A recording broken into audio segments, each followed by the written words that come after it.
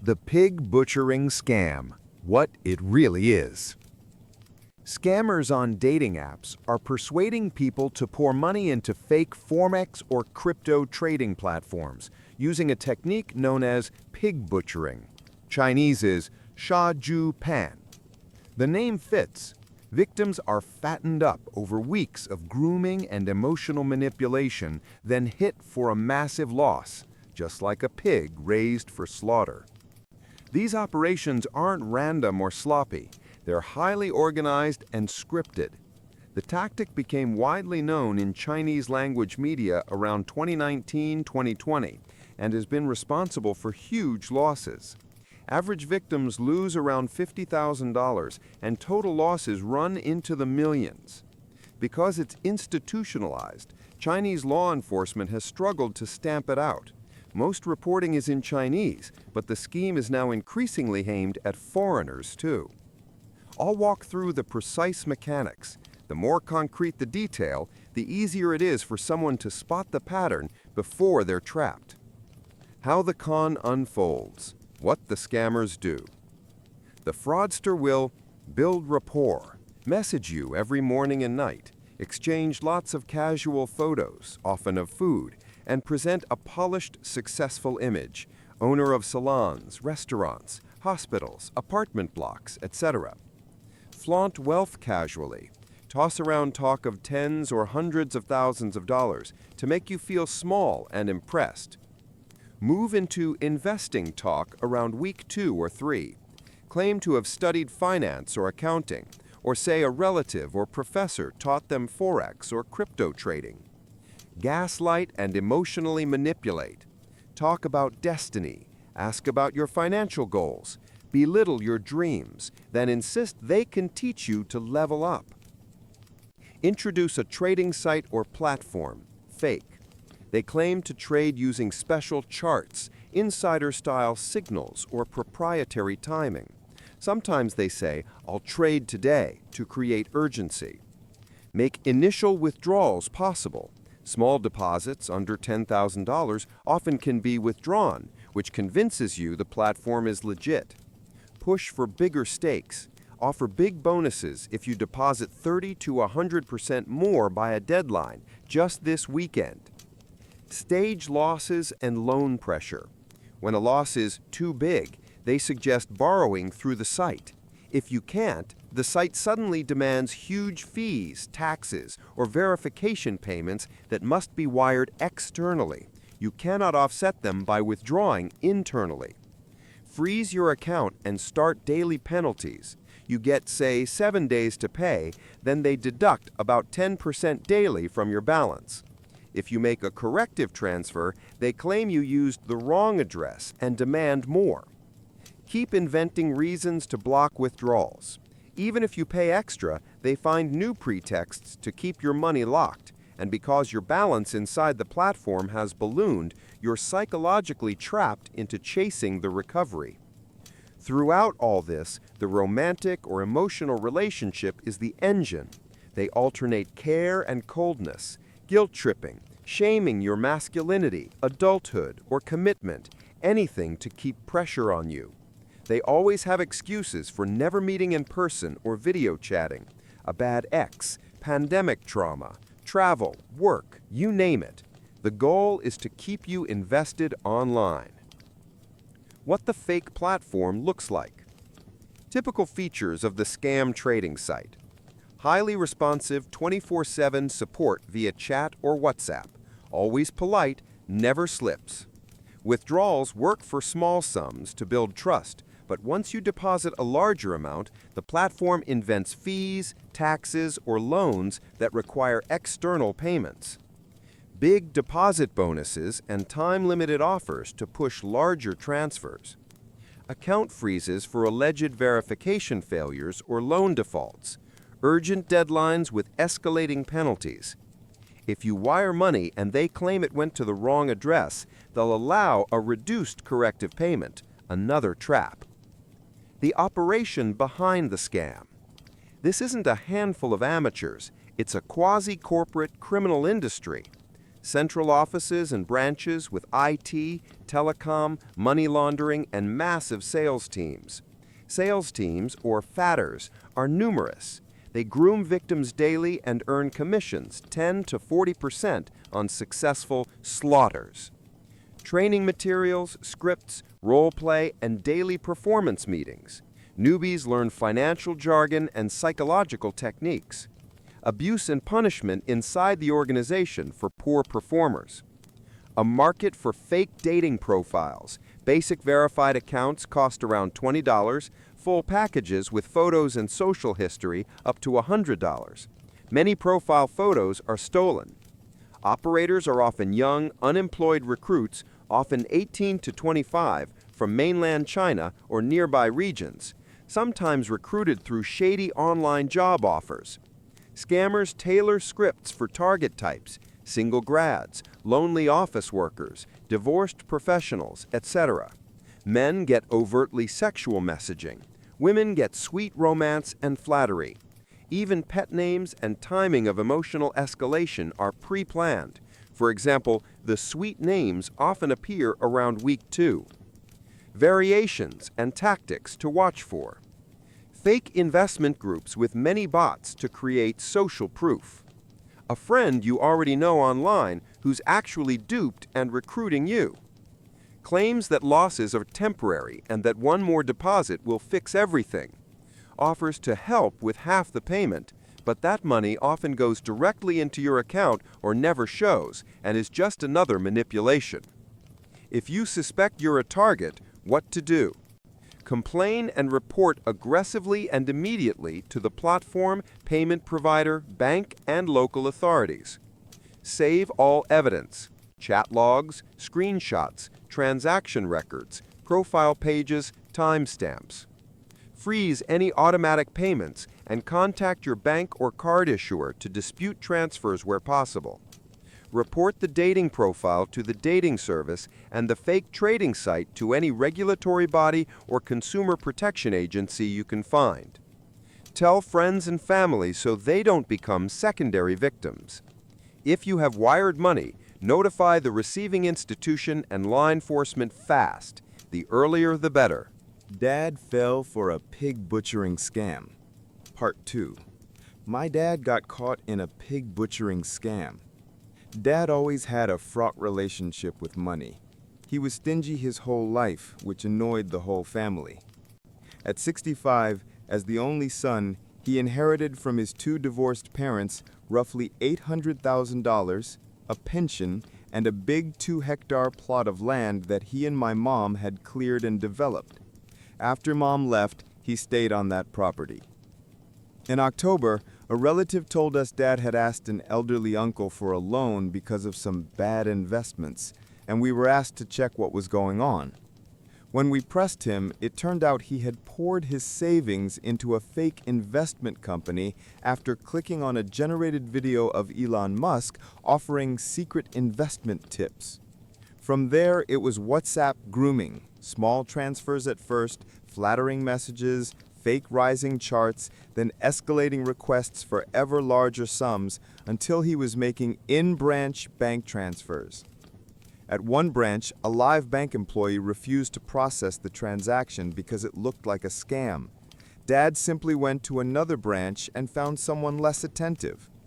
At one point, he withdrew $300,000 from his retirement investment account, saying to the broker he just wanted to live a little, and then wired that entire sum to the scammers.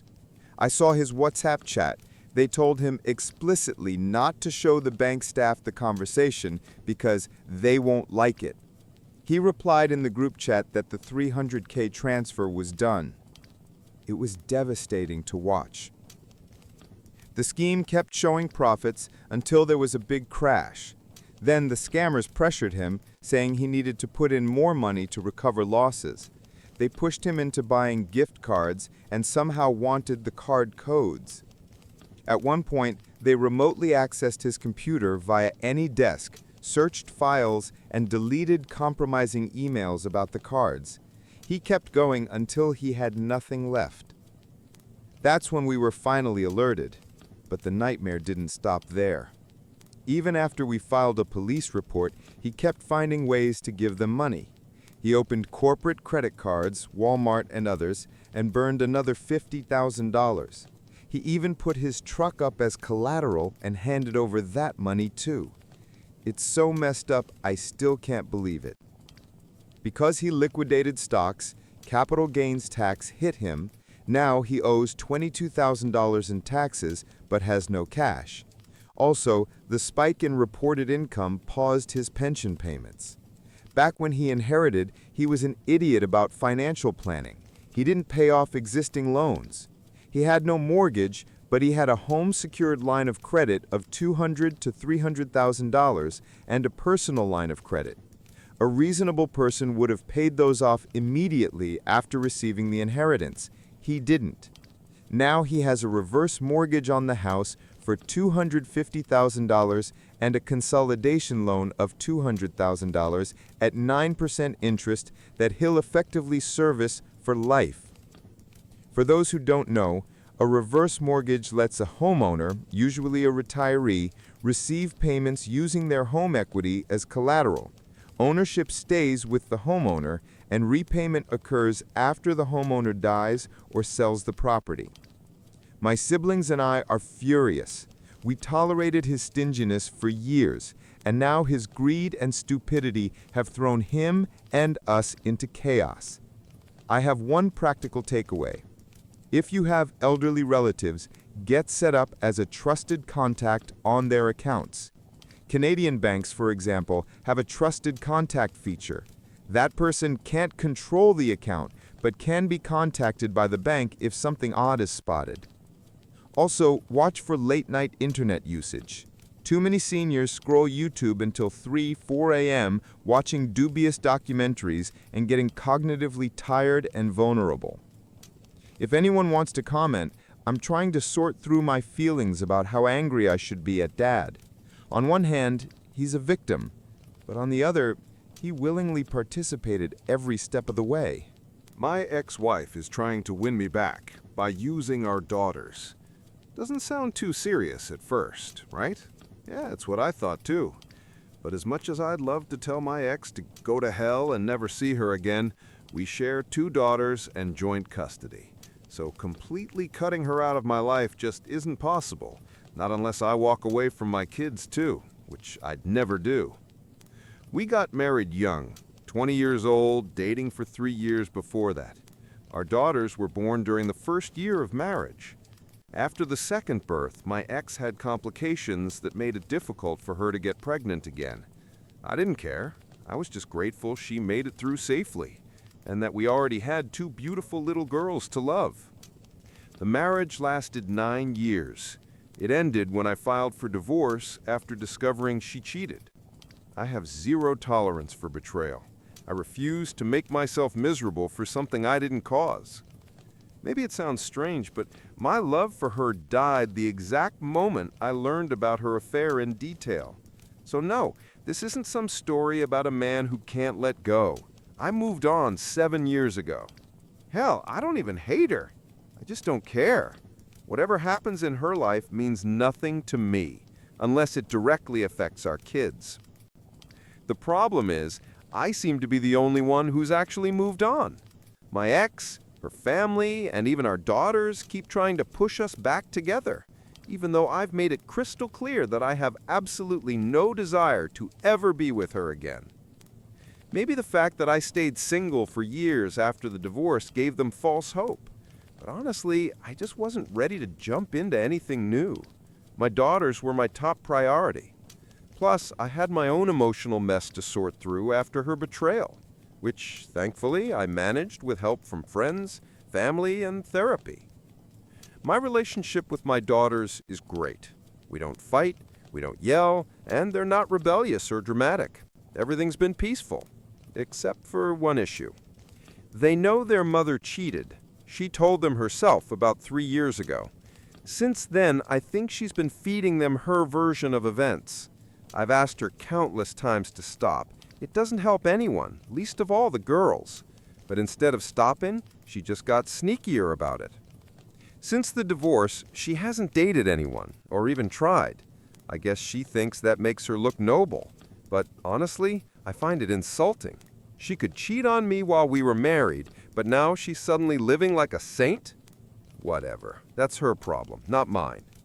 For years, I could ignore the little comments my daughters made about their mom. How good she looks now, how happy she seems, the photos she just happened to show them where she's clearly dressed up to impress. But lately, things have gotten worse. Why? Because I started seeing someone. Clemence isn't the first woman I've dated since the divorce, but this is by far the most serious relationship I've had since it ended. She's 8 years older than me. We actually knew each other for about 4 years before anything romantic happened. We shared a hobby, became close friends, and eventually realized there was more between us. And yes, I genuinely love her. It even surprised me when I realized it. I honestly thought my ex's betrayal had broken something inside me, that I'd never be able to love again the way I once did. At first, my daughters didn't know much about Clemence. Just like my previous relationships, I kept things private. But eventually, they started coming home earlier than expected and began seeing her around. Nothing inappropriate ever happened, but soon came the sighs, the cold looks, and the questions. What is she doing here? Don't you think it's unfair to Mom? It was like they thought I was dating just to spite their mother. I sat them down for a serious talk, explained everything over and over, but it just didn't sink in. They're still clinging to some childish fantasy where their parents get back together. Clemence, thankfully, is incredibly understanding. She doesn't take it personally and keeps saying, give them time. But honestly, I'm not convinced time will fix this. It hasn't yet, so why would it now? I've run out of ideas. That's why I'm asking for advice. Is there any way, any possible approach to help my daughters finally understand that I will never get back with their mother? Sounds harmless enough, right? Well, not really. As much as I'd love to tell my ex to get lost and never see her again, we share 2 daughters and have joint custody.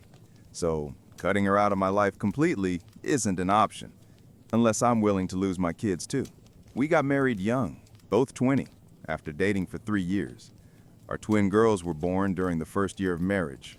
My ex had some complications after that, which made future pregnancies difficult. At the time, I didn't care about that at all. I was just grateful she survived everything safely, and that we already had 2 beautiful little girls we adored. Our marriage lasted 9 years. It ended when I filed for divorce after discovering she had cheated. I have zero tolerance for that kind of betrayal, and saw no reason to keep suffering for something that wasn't my fault. Some might find it strange, but every ounce of love I had for her died the moment I learned the full story of her affair. So no, this isn't some sad tale about a man who can't move on. I did, 7 years ago. Hell, I don't even hate her anymore. I just couldn't care less what happens in her life as long as it doesn't affect our daughters. The real problem is that I'm the only one who truly moved on. My ex, her family, and even our daughters keep trying to reunite us, despite me being very clear that I have zero interest in ever being with her again. Maybe the fact that I didn't date anyone for years after the divorce gave them false hope. But honestly, I wasn't about to jump into another relationship that fast, especially when I had 2 girls to raise. They were my priority. Eventually, with the help of friends, family, and therapy, I got my mental health back on track. My relationship with my daughters has always been great. No fights, no yelling, no teenage rebellion. Yet, they're smart, kind, and we've always been close. But there's one big problem. They know their mother cheated on me because she told them about 3 years ago. Since then, I'm pretty sure she's been feeding them a twisted version of events. I've asked her countless times to stop dragging them into our adult mess, but she doesn't listen. She hasn't dated anyone since the divorce. Hasn't even slept with anyone, apparently. She thinks that makes her look noble. Personally, I find it insulting. When we were married, she was sleeping with someone else, and now she suddenly can live without intimacy for 7 years? Whatever, that's her problem. For years, I brushed off the occasional mentions of her looks or the photos my daughters showed me where she clearly dressed up just to make an impression. But things changed after I started dating again. My girlfriend Clemens isn't my first relationship since the divorce, but she's definitely the most serious one. She's 8 years younger than me, and we'd known each other for 4 years before we started dating. It grew naturally, from friendship into something deeper. And honestly, I love her. I didn't expect that. I thought my ex's betrayal had broken something inside me, that I'd never be able to love again. Turns out I was wrong. At first, my daughters didn't know much about my relationship with Clemens. Then they started showing up at my house earlier than scheduled, sometimes finding her there. We were never inappropriate, just living our normal lives. But soon came the questions, "What is she doing here?" or "That's not fair to Mom." It's like they genuinely believe I'm seeing someone just to hurt their mother. I've had long, honest talks with them, but they just don't seem to get it. They can't let go of the fantasy that their parents might reunite someday. Thankfully, Clemens is understanding. She says the girls just need time. Oh, I'm not sure that will help. It hasn't so far. So yeah, I came online looking for advice. Maybe someone out there knows how to help my daughters finally understand that no matter what happens, I'm never going back to their mother. When I try explaining that you can't be faithful to someone you're no longer with, they just ignore it. I've begged my ex countless times to stop manipulating the girls and keep them out of our adult issues, but she doesn't care. At one point, I even considered going to court to get full custody, but was advised it probably backfired. The truth is, my daughters know why we divorced. They know their mother cheated. I usually don't recommend telling kids something like that, but mine are old enough now. The problem is that their understanding of the story is based entirely on her version, filled with excuses and self-pity. A year ago, I finally tried explaining my side, only to find out she had already told them years before, when they were around 13. They know what she did, but they can't comprehend it emotionally. To them, their mother has always been loving and caring. They can't imagine her cold and distant like she was during the affair. Back then, she completely shut me out. Not just physically, but emotionally. She stopped doing little things. Morning kisses before work, random hugs, shared jokes, all gone. I realized something was off and eventually, with a close friend's help, uncovered the truth. She had been giving all that affection to someone else. I'll never forgive that. My daughters don't understand why, and honestly, I don't want them to. No child should ever have to carry that kind of pain. So when they talk about regret, forgiveness, or getting back together, I just can't relate. Where was all that love when it mattered? Update. It's been a while since my original post. A lot has changed. My daughters actually found that post by accident. I had no idea they were even on that site. One day, I came home from work and found them both in tears. They ran to me, hugged me, and begged me to forgive them. Apparently, they'd read one of my comments and learned the full extent of their mother's affair and how deeply it hurt me back then. We went through a lot of therapy together. Honestly, I never blamed them. They were just kids, manipulated by their mother, who used their love as a weapon. After a few months of family therapy, the psychologist told us we no longer needed weekly sessions, just occasional check-ins. My daughters and I became closer than ever. Their relationship with their mom, though, took a hit, understandably. I told them not to dwell on her mistakes. I've long since made peace with what she did. That's also something we worked through in therapy. I eventually had a serious talk with my ex, made it absolutely clear that the getting back together nonsense needed to stop. Whether she listened or not, I don't know, but at least she stopped bothering the girls with it. Or maybe they've learned to tune her out. Either way, as long as my daughters are okay, I don't care what she's doing. As things settled, Clemens and my daughter started bonding, really bonding. They started talking to her more, even asking her for advice on girl stuff. The first time I saw that, I nearly cried. Not long after, Clemens and the girls surprised me. They organized a private dinner, just the three of us. Then Clemens proposed to me. Yeah, she beat me to it. I was stunned, but happier than I had been in years. Not just because of her proposal, but because my daughters helped her plan it. We had a small, intimate ceremony with close friends and family, and now we're expecting a baby. My daughters can't wait to become big sisters, and I honestly can't wait to watch them spoil their new sibling rotten. I stopped a kidnapping while delivering pizza. I work as a pizza delivery driver, and one night turned into one of the strangest and most intense experiences of my life. It was a crazy shift, non-stop orders, driving all over the city without a single real break. I had been drinking water all evening because of the heat, and of course, I didn't make time to use the restroom. By the time I got close to my next delivery, the urge hit me like a truck. Luckily, I was nearly at the customer's address. I thought I'd drop the pizza off quickly, then deal with the problem. But when I pulled up, things immediately felt wrong. I'd been to that neighborhood before, even that house, but this time all the windows were dark, not even the glow of a TV inside. The entire street was eerily quiet. This was a college area, so sure, not many students were around in July, but still, somebody had ordered this pizza. I wasn't about to step out of the car and walk up to a pitch-black house. It was around 9:30 p.m., still hot outside, even though the sun had set hours ago. My car's AC barely worked, and the pizza boxes weren't helping. I called the number on the order. At first, all I heard was heavy, uneven breathing, then a shaky, "Hello?" I tried to keep it professional. "Hey, I'm outside with your pizza, but it doesn't look like anyone's home." The voice gasped, I'm not there. Not yet." Annoyed and very distracted by my full bladder, I snapped back harsher than I should have. "Well, if you're not here, I'll have to cancel the order. You were supposed to pay cash. Next time, plan better." Almost immediately, I regretted it. The voice grew clearer. It was a young woman, maybe in her early 20s. Out of breath, she explained, "Oh my God, I was running home. I almost didn't hear you. I just switched off my AirPods. Is this better? I lost track of time at work, but I knew you'd be coming, so I'm literally sprinting back right now. Please, please don't leave. I'm starving and I don't have a car. Just 5 minutes, I promise." Hearing her voice jogged my memory. I had delivered here before, and she was always polite. Now I felt like a jerk for barking at her.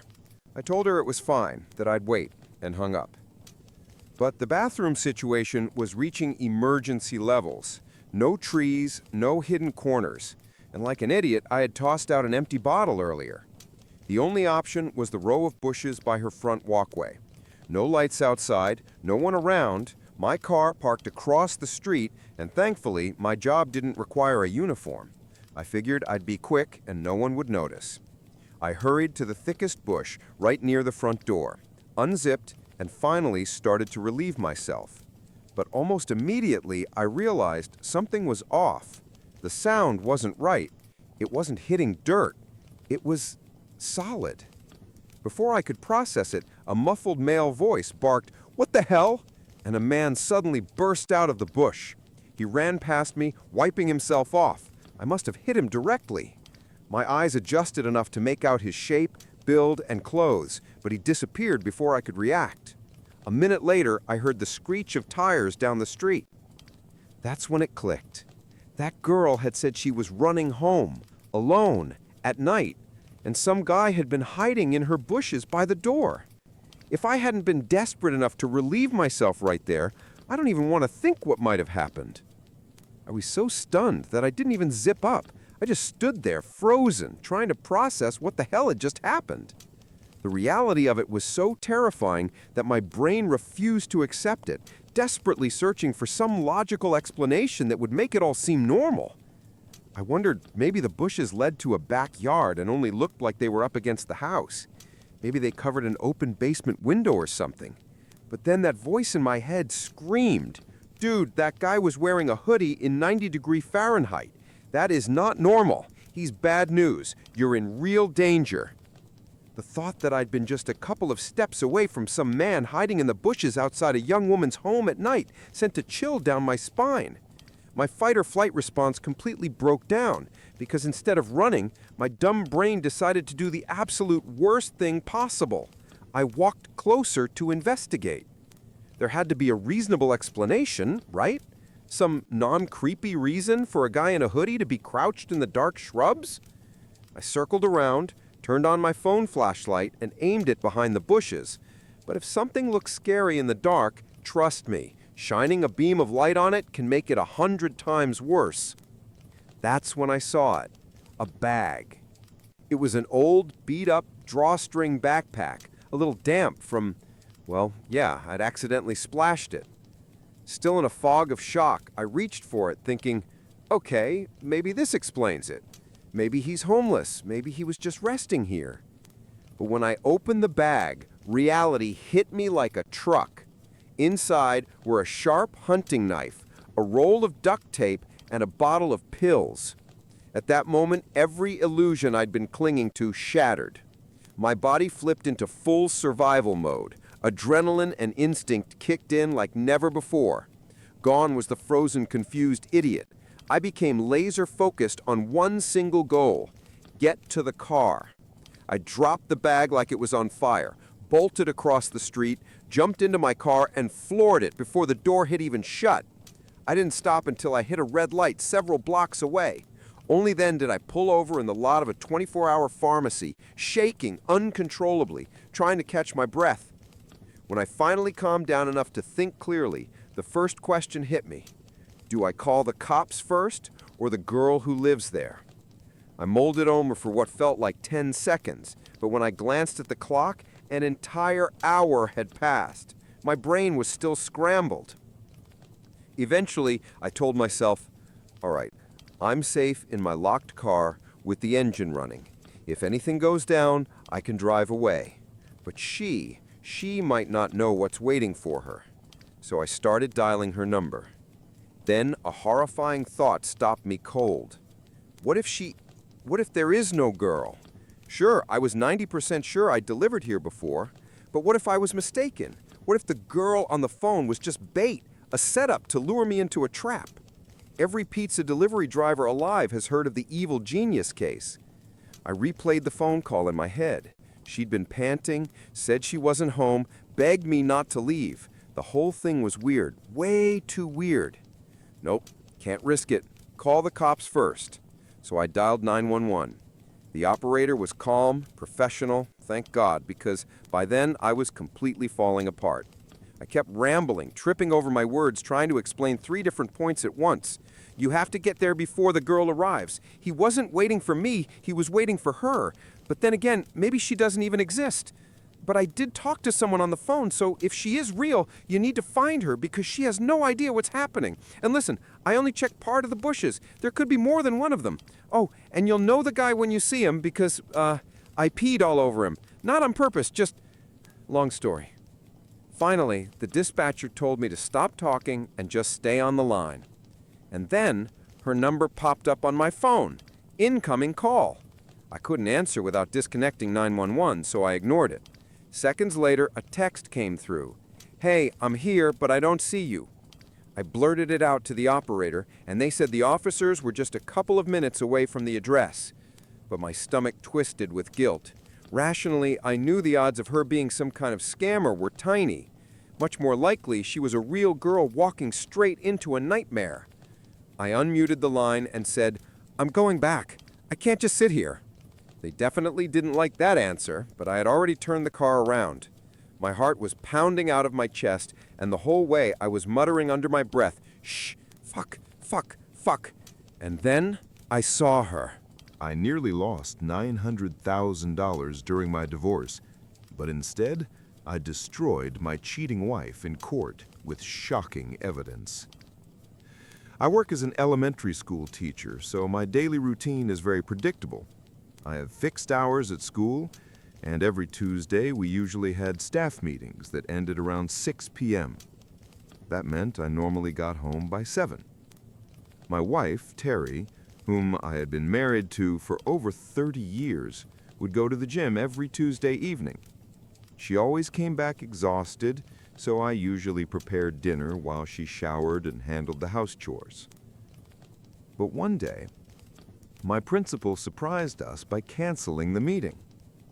It was only 3:30 p.m., and I thought it would be a great idea to head home early, cook dinner, and maybe catch up on some household tasks.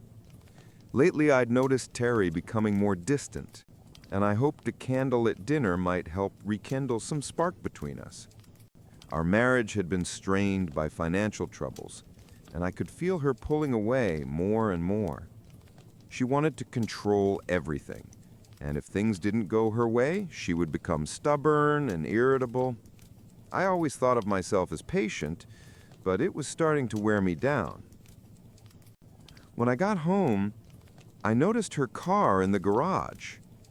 That was strange, because she usually took the bus to the gym. I slipped in quietly through the back door. The first thing I saw was her purse sitting on the kitchen counter. Terry was always meticulous about where she placed her things, so this was odd. Then I noticed her workout clothes and a large towel on the floor. Just as confusion set in, I heard noises coming from upstairs. My first thought was that she might not be feeling well, so I cautiously started up the stairs. That's when I stumbled over a pair of men's shoes. Scattered on the steps were pants, a shirt, socks, and worst of all, Terry's lingerie, the kind she only wore for anniversaries or special nights. My blood ran cold. I froze on the stairs, heart pounding, stomach turning. For a moment, I thought I might faint. I sat down, trembling. Then anger began to boil inside me, an emotion I rarely allowed to take control. Years of teaching had given me patience, but this was beyond anything I could manage. I moved quietly toward the bedroom. To reach it, you had to pass through the walk-in closet. The door was cracked open just enough for me to see inside. And there it was. My wife, my partner of 3 decades, the mother of our children, betraying me in our own bed. I pulled out my phone and hit record. I knew I would need proof, not just for myself, but for the storm that was about to follow. Watching it unfold before my eyes was like living through a nightmare I couldn't wake up from. Terry, the woman who claimed to love me, who volunteered at charities, who acted like the perfect wife, was now just another liar. I couldn't watch anymore. I stopped recording, slipped out of the house, and just walked aimlessly. Eventually, I ended up in a park miles away. I sat on a bench, splashed some water on my face, and played the video back. The sound was low, so nearby kids wouldn't hear, but on that screen was the collapse of my marriage, my family, my entire life. And there in the park, I broke down and cried. By the time I got back home, it was around 7 p.m., my usual return time on meeting days. Terry greeted me at the back door with fake concern. "Do you want me to get you something to drink?" Her eyes were full of feigned worry, but I couldn't bring myself to tell her the truth. My voice shook as I muttered, "Not really. I think it's just my stomach. I'm going to take a shower and sleep it off." "All right, but take a bucket in case you throw up. I don't want to ruin the clean sheets," she said casually. That almost broke me. Those clean sheets had already been ruined, stained by betrayal. I replied more firmly, "I'll sleep in the guest room tonight." And that's exactly what I did. For the next few days, I pretended to be unwell. She went on with life as if nothing had happened, while I carried the weight of the recording in my pocket. The evidence that my marriage was nothing but ashes. When Monday came, I finally decided what to do next. I needed answers. Was this just a one-time betrayal, or had it been going on for a while?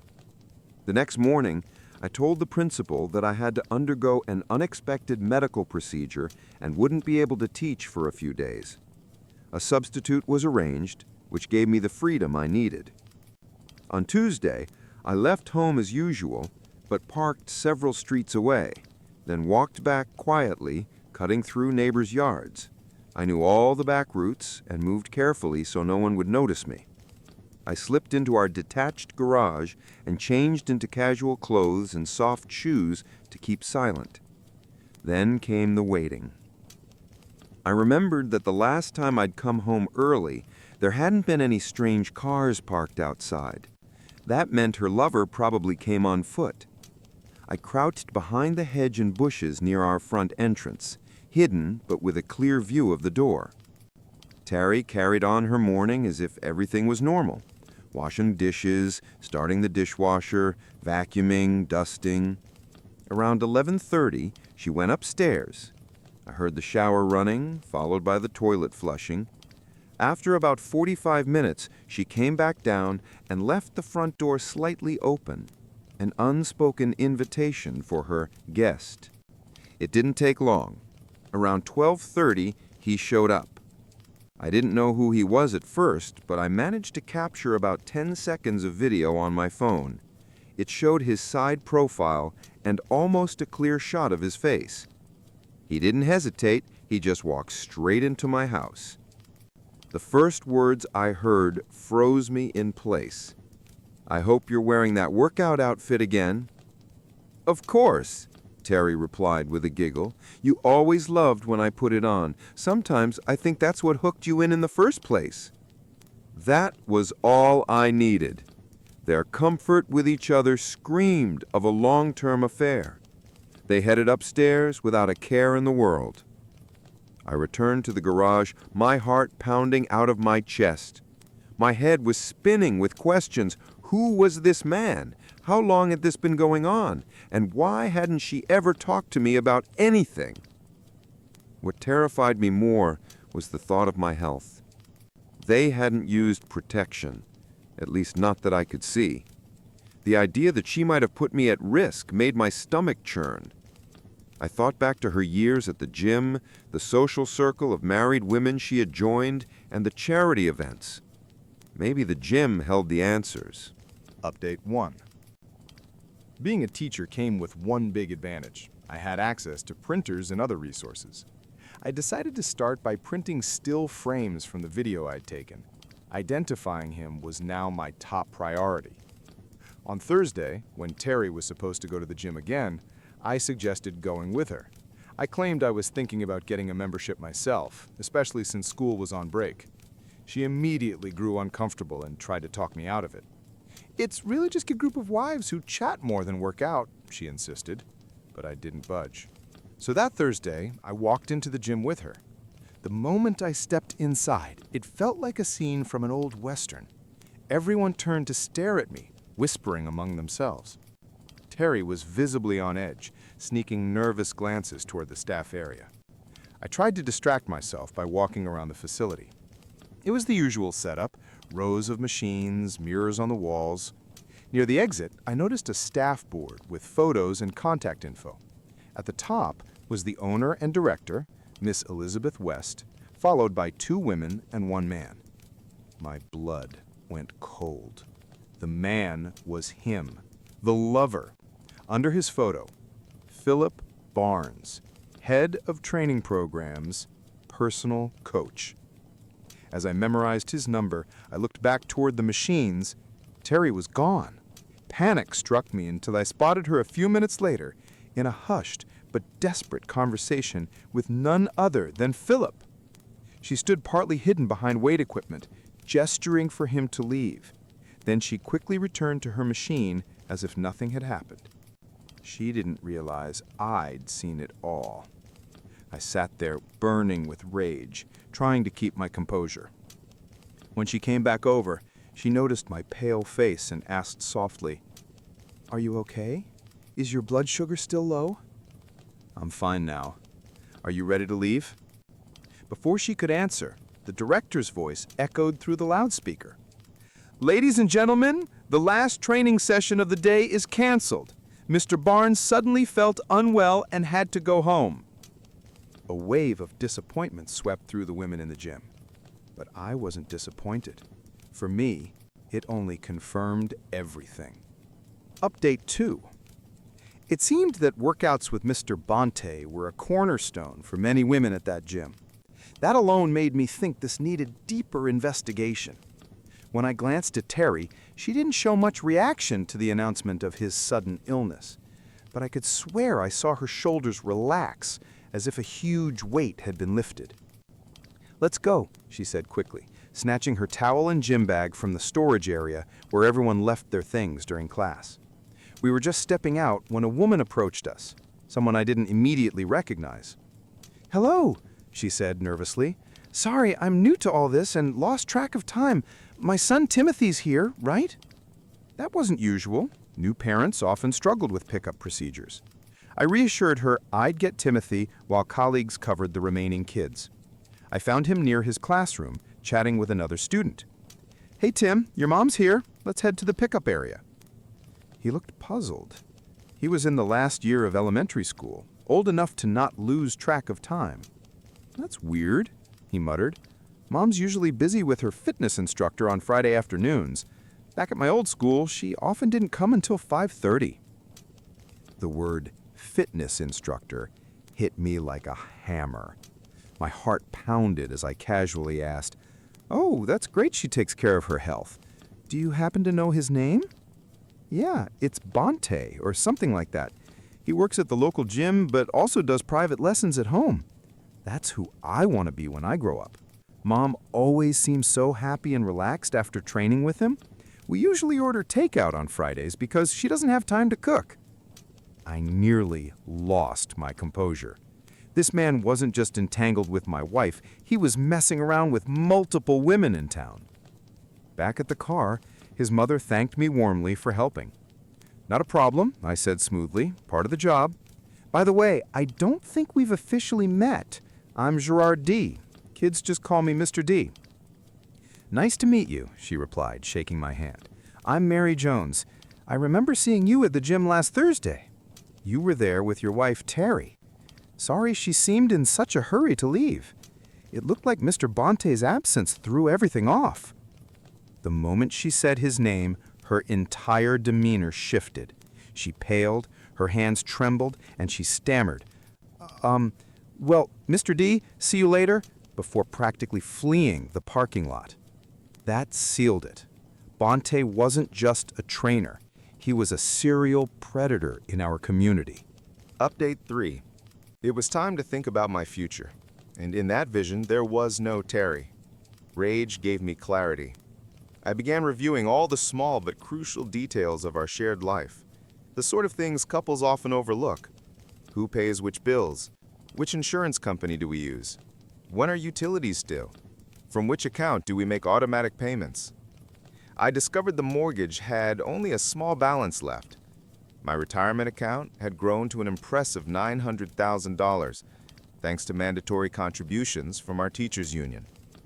Our savings account, intended for an overseas vacation, held about $30,000. That trip was no longer on the table. My priority became draining it before Terry realized I knew about her betrayal. Quietly, I engineered a series of appliance breakdowns while she wasn't home. I'd unplug a cord, then claim a repairman had come to fix it, paying in cash. In reality, I pocketed the money and repaired it myself. Over time, I gathered nearly $20,000 this way. I also purchased tools and other necessities to prepare for what was coming. Update 4. I always paid cash for everything, showing the receipts to Terry, then secretly returning the items the next day. Dishonest? Absolutely. But honesty and trust had already been gutted from our marriage. Because of her actions, I was becoming a man I never thought I could be, a liar. Her Thursday daytime workouts with Bonte continued, and I no longer bothered even trying to initiate anything intimate with her. We coexisted like roommates. That was it. Quietly, I began boxing up my personal belongings, keeping them stored in the garage where Terry rarely went. Since her car usually sat outside, the garage was basically my territory, and she didn't notice my gradual disappearance. On the rare occasion she did ask about missing items, I told her they'd broken or that I didn't need them anymore. She accepted those answers mostly because many of my things didn't fit her preferred aesthetic anyway. When most of my possessions were gone and the house looked practically unchanged, I realized how much I'd already surrendered to Terry's control over the years. I withdrew what I could from my retirement account and bought a small house on the edge of town. It wasn't much, just 2 bedrooms, a tiny yard, and a garage, but it was mine. Close to the school where I worked, and best of all, the mortgage was small enough that half my salary easily covered the payments. No mansion, no luxury, but solid. Amazing what you can find if you're willing to skip the glossy neighborhoods. I moved my belongings in piece by piece. Furniture wasn't a problem. Secondhand shops and donation centers were full of cheap finds. Honestly, the place reflected my own state. Used, but still standing. It was time for everyone to get what they deserved. One afternoon at school pickup, Mary Jones came over to me again. Her son Timothy was playing nearby, but I immediately noticed she looked shaken, as if she had been crying. As a teacher, you get trained to read those signs. "Mr. D, can I talk to you for a minute?" she asked, her voice wavering. "Of course. Just park over there and meet me at the benches." I always joked that those benches near the pickup zone were my office. She parked, then joined me, while Timothy kicked a ball around. She hesitated, then finally began. "I don't know how much you know about what's been happening at the gym." I kept my face steady. "I know Terry, my wife, enjoys it there. Says it keeps her in shape." She bit her lip, clearly wrestling with herself, then blurted, "There are things you need to know." I cut to the chase. "Does this have to do with Philip Bonte?" Her expression hardened instantly. "You have no idea just how much it has to do with that pig." "I can imagine. But go on." Tears welled in her eyes. "He targets women at the gym. Regulars. He watches, waits, and then pounces." I asked how she knew. She looked away, ashamed. "Because I was one of them. Until last month. We met every Friday at 12:30. Her voice faltered as though reliving it. She confessed how she had believed there could be a future with him. Divorced, lonely, missing intimacy. Bonte had filled a void, until suddenly another woman replaced her. He dropped her cold, with nothing but a half-hearted, "Sorry, can't anymore." She gave a bitter laugh through tears. "I thought I was special. Turns out I was just another notch." I sat stunned. How could she unload this on me, her child's teacher? She must have been truly desperate. Trying to offer some comfort, I murmured, "Relationships aren't always what they seem." Her eyes narrowed, searching my face. Then she whispered, "You already know, don't you? About him and Terry?" I swallowed hard. "Yes, I know." Mary reached for my arm. "Then please believe me, he'll keep doing this until someone stops him. He doesn't care who he hurts as long as his ego's fed. He even brags about it at bars with his buddies." Her tone sharpened. "If you need my help to make him pay, just say the word. That man deserves to be brought down." She called for Timothy and drove off, leaving me in silence. I sat there, mind racing. Oddly, I felt a flicker of relief. Her confession made my plan for revenge seem less like an act of a betrayed husband and more like a moral obligation. Bonte wasn't just wrecking my life. He was a predator preying on countless women. The question now was, how many more? I started piecing together his schedule. The gym was open every day except Mondays, and he seemed to be there constantly. Using the number listed at the gym, I tracked down his address. Just 3 blocks from our house. No wonder it was so easy for him to sneak over for sessions with my wife. I told Terry that my doctor had recommended daily evening walks around 5 p.m. Luckily, she showed no interest in joining me. That gave me the perfect cover. Since I knew it wouldn't interfere with her own meetings, everything went smoothly. During my first evening walk, I headed straight to Bonte's address and discovered that he lived in a ground-floor apartment among several similar buildings. His car wasn't there, so I lingered nearby to catch his return. He usually left our house well before 6 p.m., which meant he almost always came back around that time. Sure enough, at exactly 6 p.m., he walked into his apartment. It became a routine, day after day, whenever I was free to go out. On days I had staff meetings and couldn't leave, I assumed he still followed the same pattern. I began to suspect that his evenings at the gym weren't really about exercise, but about meeting different women. To confirm this, I adjusted my schedule, starting my walks earlier and watching his daily movements more closely. Eventually, I decided to take a full week off from work just to investigate. I went to an electronics store and purchased surveillance equipment, a long-range listening device, motion-triggered HD cameras with audio, and an external hard drive for storage. On Monday, after setting everything up, I installed the first camera inside Bonte's apartment. Luckily, his place was small, almost like a studio with a kitchenette and dining space. One camera was enough to cover the entire living area, except the bedroom. Breaking in was shockingly easy. He hid his keys under the doormat. Careless. All I had to do was wait for him to head to the gym, slip inside, place the camera, and leave. From then on, every sound or movement in his apartment was recorded and streamed straight to my laptop, time-stamped and secure. That same evening, I got my first footage, Bonte eating takeout in front of the TV before heading to bed at 9 p.m. The next day, I slipped into the gym through the back entrance after closing time and set up a second camera in a private room where clients were usually assessed. This was the same room Bonte often used for one-on-one sessions. By Wednesday, when Terry went out shopping, I had already installed the third and fourth cameras, one in our bedroom and another in the living room. Reviewing Tuesday's recordings shocked me, though deep down I wasn't surprised.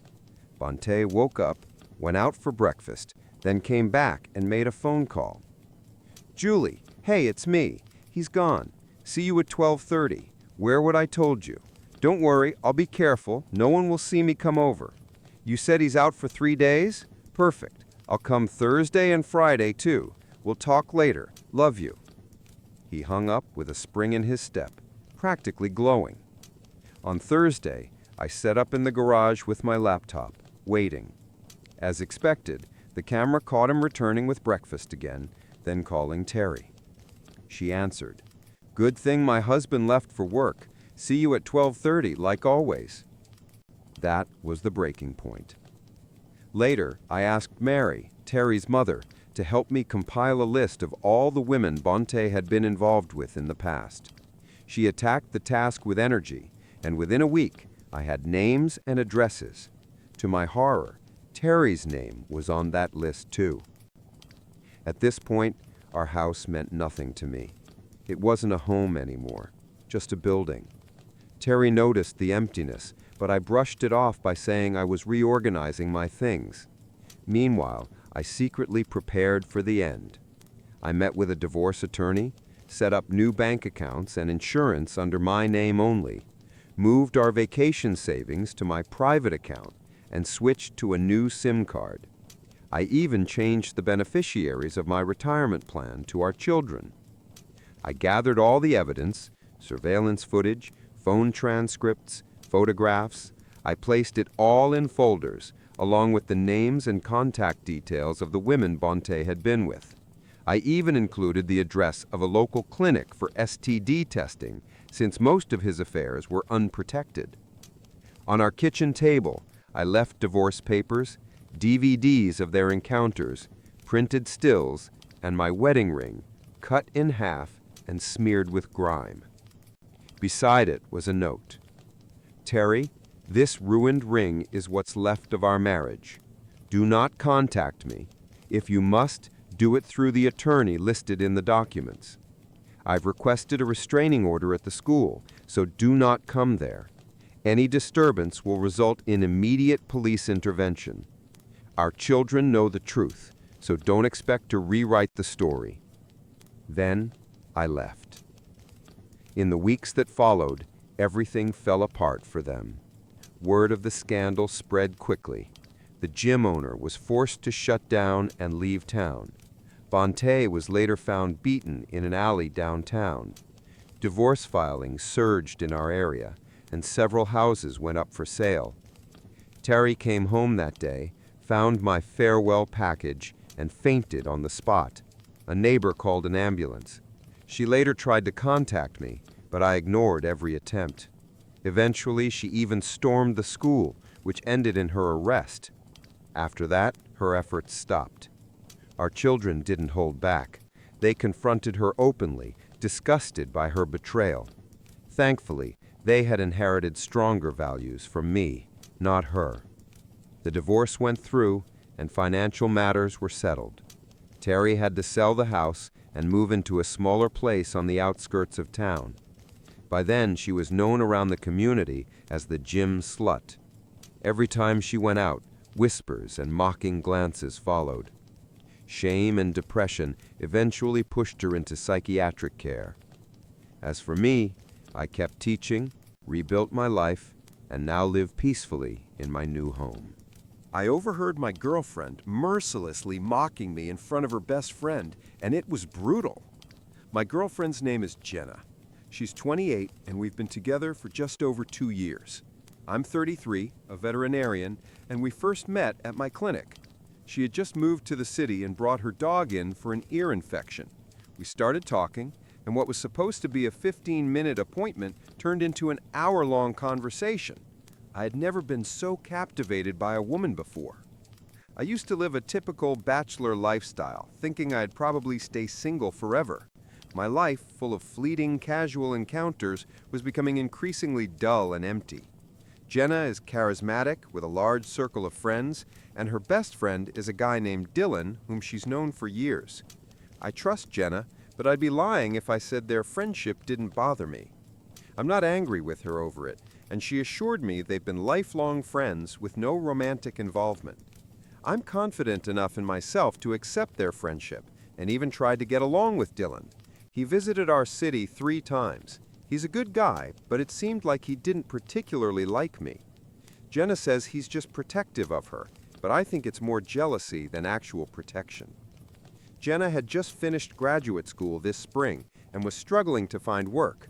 We've been living together for a year, and I understand she couldn't yet contribute to rent or other expenses. I'm financially stable, so that wasn't an issue, but I didn't want my support to become an excuse for her to avoid seeking employment. I believe everyone needs financial independence, so I made it clear she should start paying half of the expenses once she got a job. On Monday, she messaged me that she had landed a job she really wanted after a tough interview. I was so proud of her that I decided to leave work early without telling her. I bought her favorite alcohol, picked up her favorite Chinese food, and a few weeks ago, I had bought her a necklace she loved in a shop. It had a small shark pendant, and she's obsessed with anything shark-related. I hid it in the basement, planning to surprise her later when she had forgotten about it. When I got home, I went through the side entrance to the basement to grab the necklace. As I climbed the stairs and opened the door, I overheard Jenna on the phone. Normally, I wouldn't eavesdrop, but she was laughing until she cried. It sounded so sweet that I decided to wait until she finished the call to surprise her. She was talking to Dylan, which wasn't unusual. They spoke at least once a week. But then I caught what she was laughing about. It took me a few moments to realize she was mocking our intimate life. She said something like, "No, he doesn't even come close to my ex. My ex was at least 8 centimeters bigger. Every time I eat a tiny carrot, I feel sorry for him. It must be traumatizing to be bitten by the same size. It would almost be cute if it weren't so terrible. He has a great body until he takes off his boxers." There was a lot of laughter. Look, I don't care what strangers online think about my size, but what she was laughing at wasn't even true, which made it even more painful. I don't know about her ex, maybe he was huge, but I'm average, plain and simple. Not exceptional, but not a joke either. I've never felt insecure about it. Hearing my girlfriend discuss me with her friend, given my existing doubts about their relationship, was beyond hurtful. She also mocked me for being handsome, but not particularly smart. I'm actually well educated, so that didn't bother me. I know I'm intelligent, good-looking, and smart, with average equipment. After hearing this, I just left. Did I throw the flowers out of my car window? Yes. Did I cry in the parking lot? Yes. I think she either heard the basement door close or saw me drive off, because she quickly started texting me, asking when I'd be back. This happened on Monday, and I haven't brought it up with her since. I'm still processing it. It's painfully awkward, but damn it, I love her. I know I need to talk to her about it, but I don't know how. Any advice on how to start that conversation? I'm deeply hurt and not sure I can forgive her. I also want to add that I'm definitely planning to break up with Jenna. Today, I met 3 friends for a beer and told them what happened. Their advice matched yours. Break up and do it fast. I called my mom and told her everything too. Yes, I told her everything, even though it was embarrassing. We've always been very close, and I wanted to explain everything to her. I had never seen her so angry before.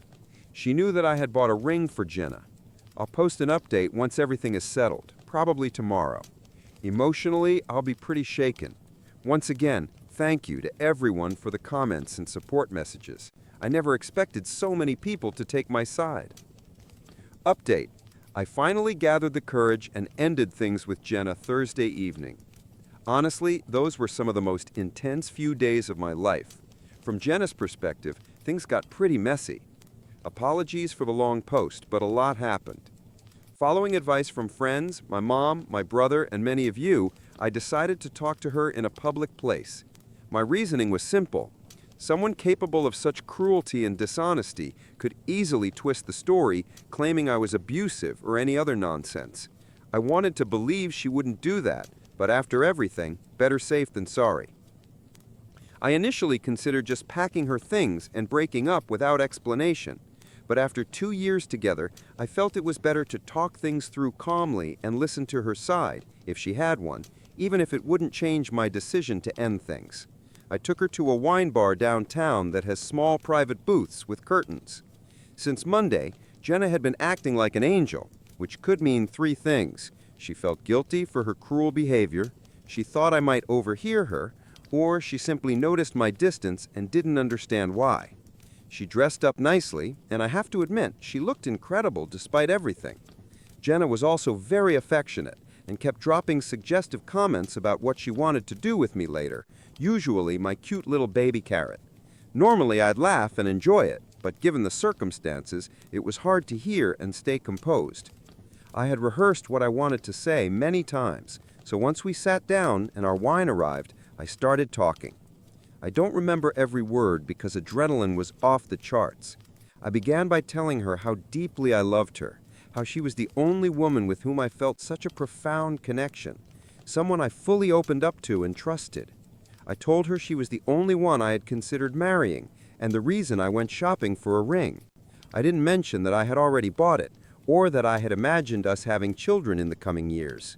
She kept interrupting with phrases like, "Oh, how sweet," or telling me how much she loved me. Then I looked her straight in the eyes and asked her bluntly, if she loved me so much, why did she mock me so terribly in front of Dylan? Her expression gave me a certain satisfaction. As expected, Jenna initially denied everything and pretended not to understand what I meant. She claimed Dylan knew how much she loved me and she never made fun of me in their conversations. I simply looked at her and said something like, "Come on, Jenna." Even after I explained that I came home early Monday and overheard everything, she continued to deny it. Her calmness was irritating. I told her we both knew she was lying, and what she said was inexcusable. I couldn't understand why she would say such things, especially since she lied just to laugh at me. She kept pretending I was imagining it. She insisted she loved me so much, was never dissatisfied with our intimate life, and would never complain about my size. She claimed she loved me for my intelligence and caring nature. Had I not heard it myself, I might have believed her. She deserves an Oscar for that performance. Some commenters asked if I was sure she was talking about me when discussing her ex and his Kraken. She did mention my name, comparing me to him. I am completely sure she was referring to me and lying straight to my face. I told her I would drive her home so she could gather essential items from the house. My brother and his wife were there too. I wanted witnesses to confirm I let her collect her things without being aggressive. I said I'd pack the rest and leave it outside for her to take at her convenience. Jenna was shocked that I was actually ending things. She begged me to reconsider, but my decision was final. It was hard to hold back tears as she expressed how much she wanted to be with me forever and that she had planned to be the mother of my children. She kept asking what she should do now and where she would sleep. I told her that was no longer my problem and that she had plenty of friends she could stay with until she found a place of her own. She only needed to take her clothes, toiletries, and a few personal items. Almost all furniture and decor in the house, which she had redone, had been paid for by me. And then the tears began. Jenna started crying, saying she couldn't understand how I could treat her this way. She repeated over and over that she always thought I was a good guy. I told her I am a good guy.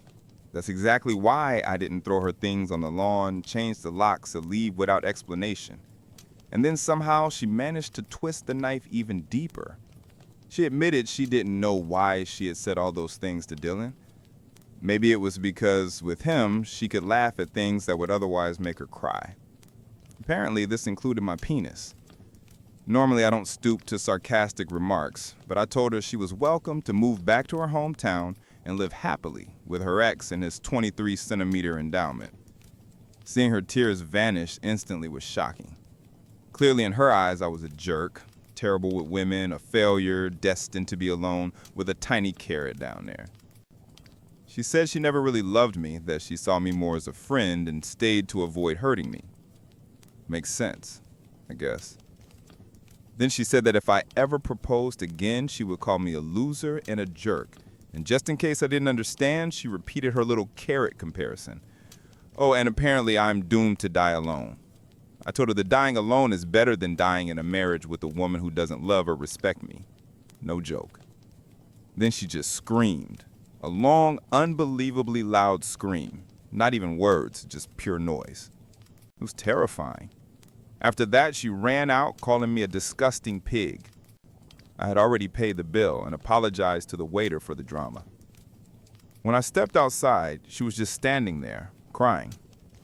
Even though what she did and said was awful, it still hurt to see her like that. I didn't want to just leave her outside in the cold, so I offered to drive her home so she could gather her things, but she had to stay somewhere else afterward. She agreed. The car ride was silent, incredibly awkward. When we arrived home, my brother and his wife were there. His wife stayed inside while Jenna collected her belongings, and my brother waited with me outside. The process went relatively smoothly. I left her a note explaining that her things were on the porch and she could collect them anytime I was at work. I didn't hear from Jenna all day until it was time to come home from work. She sent a vicious message wishing me every misfortune imaginable. I didn't respond. When I got home, I found my house in complete chaos. I have no idea if she made a copy of the key or somehow knew how to pick locks, but she got inside and destroyed everything. Breakable items were smashed, furniture ripped apart, and the kitchen was ruined. The only good thing she did was lock my 2 dogs in a room, probably to keep them safe from broken glass or spilled food. I have 2 cars, one for daily use and an SUV for work, which I use for house calls or transporting large or exotic animals. Among all this chaos, I remembered that I had given her the keys to the SUV in case of emergencies. She destroyed that too. Inside, flour was scattered and tomato sauce was spilled everywhere.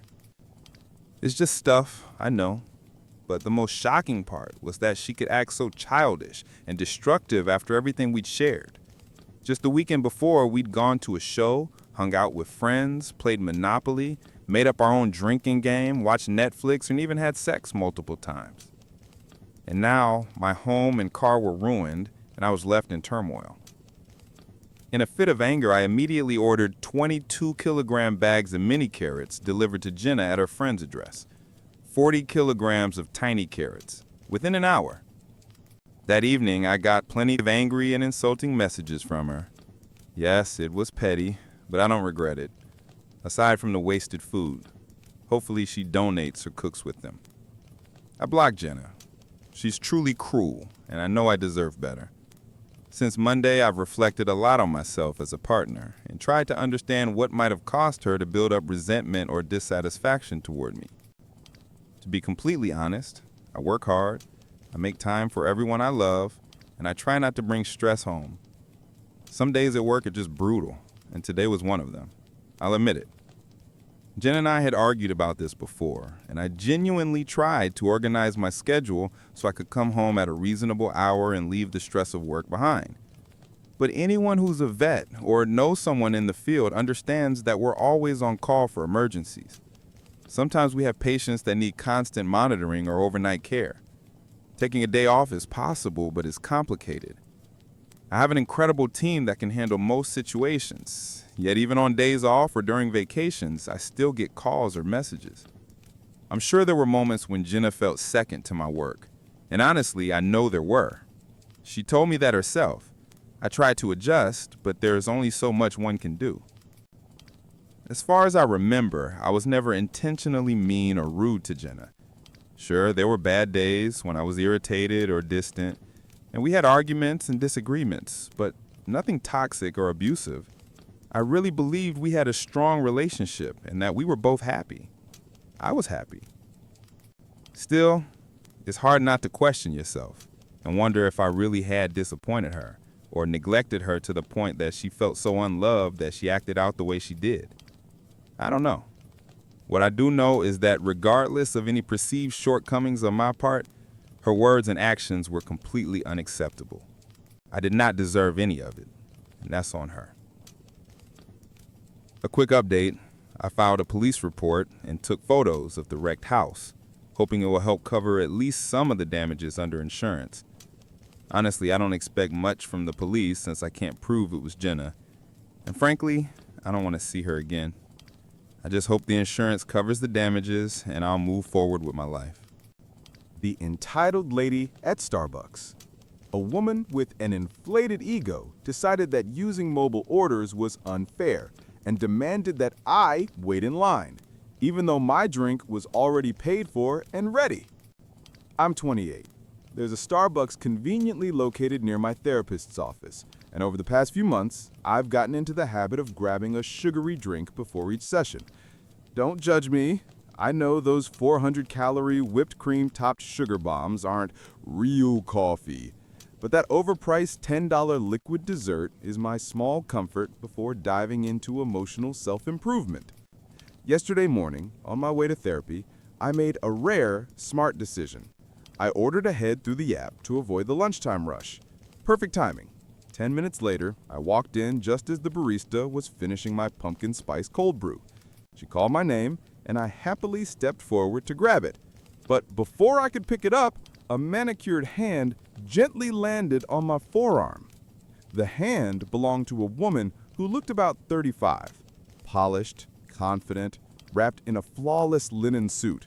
Her sleek ponytail, gold jewelry, and designer bag practically scream, "I'm important." She exuded that unmistakable aura of superiority, chin slightly raised, posture perfect, as if she believed the air around her was more refined than everyone else's. For simplicity, let's call her Miss Entitlement. Her smile looked polite, but her tone was sugary sweet and condescending, like a teacher correcting a clueless child. "That's not yours," she said softly. I frowned, confused. I checked the cup. My name was written right there. "Oh, sorry. Do you have the same name? I think this one's mine. What did you order?" She shook her head, the smile tightening. "No, my name's much longer than that. I ordered a hot soy matcha with 2 pumps of vanilla." "Ah, then this definitely isn't yours. This one's a pumpkin spice cold brew. Maybe yours is still coming out. You could ask the barista." I reached for my cup again, but her manicured claws tightened around my arm. Her mask slipped, and that fake smile cracked. "You didn't say it was mine," she snapped. "I said it's not yours. I saw you walk in and grab the first drink you saw. You can't do that. You need to wait in line like everyone else." It finally clicked. Oh, I ordered through the app. It's prepaid and ready for pickup. See? I pulled up my confirmation email on my phone and showed her. Order placed 12 minutes ago, paid in full. She barely glanced at it before smacking my hand away, hard enough to leave a red mark. You can't just walk in and take it, she hissed. I don't care if it's your drink, it's not fair to everyone else who's waiting. I stood there, stunned. Did this stranger seriously just hit me over a Starbucks order? Around us, maybe 8 people were waiting for their drinks, with another dozen still in line. She honestly thought I should wait behind all of them just to satisfy her warped sense of fairness? I locked eyes with the barista, who looked exhausted, the kind of weary look only years of customer service trauma can create. She sighed and approached us cautiously. Hi, is there a problem here? Before I could answer, Miss Entitlement jumped in. Yes, this girl just walked in, grabbed a random drink, and won't wait her turn. Tell her to get back in line. I held up my phone. That's not true. This is my drink. I ordered it through the app. Here's the confirmation, and the name matches the cup. Look. The barista double-checked my phone, glanced at the label, and nodded. Yes, ma'am, this order is hers. She paid in advance. The entitled woman's jaw tightened. I don't care if she paid. I've been waiting here like everyone else. She doesn't get special treatment. The barista's tone stayed calm, but firm. Her order came through the mobile system earlier, so it was prepared in order of receipt. You're welcome to use the app next time to skip the line. But you can't stop other customers from collecting their drinks or use physical force. Please step aside or I'll have to ask you to leave. Miss Entitlement's face flushed crimson. No, I want my drink and she can wait like everyone else. Make my matcha first. I don't care if hers is done. I sighed. I'm actually running late for an appointment, so can I just take my drink and go? Also, she hit me. There's a red mark on my arm. Maybe call security? The barista nodded. Yeah, I think that's best. Up until that moment, Miss Entitlement hadn't raised her voice. She'd been calmly dripping venom with that infuriatingly patronizing tone, like she thought we'd all eventually come to our senses and realize she was right. But when the barista finally handed me my drink, her composure shattered. Her face twisted with pure rage as she turned on the poor employee. This is ridiculous. Your system is broken. Do you have any idea who I am? You'll regret this. Get your manager now. And that, my friends, is how I got smacked in the hand by a Starbucks Karen because she doesn't understand how mobile orders work. I didn't do anything wrong. I paid for my drink, and I'm not going anywhere.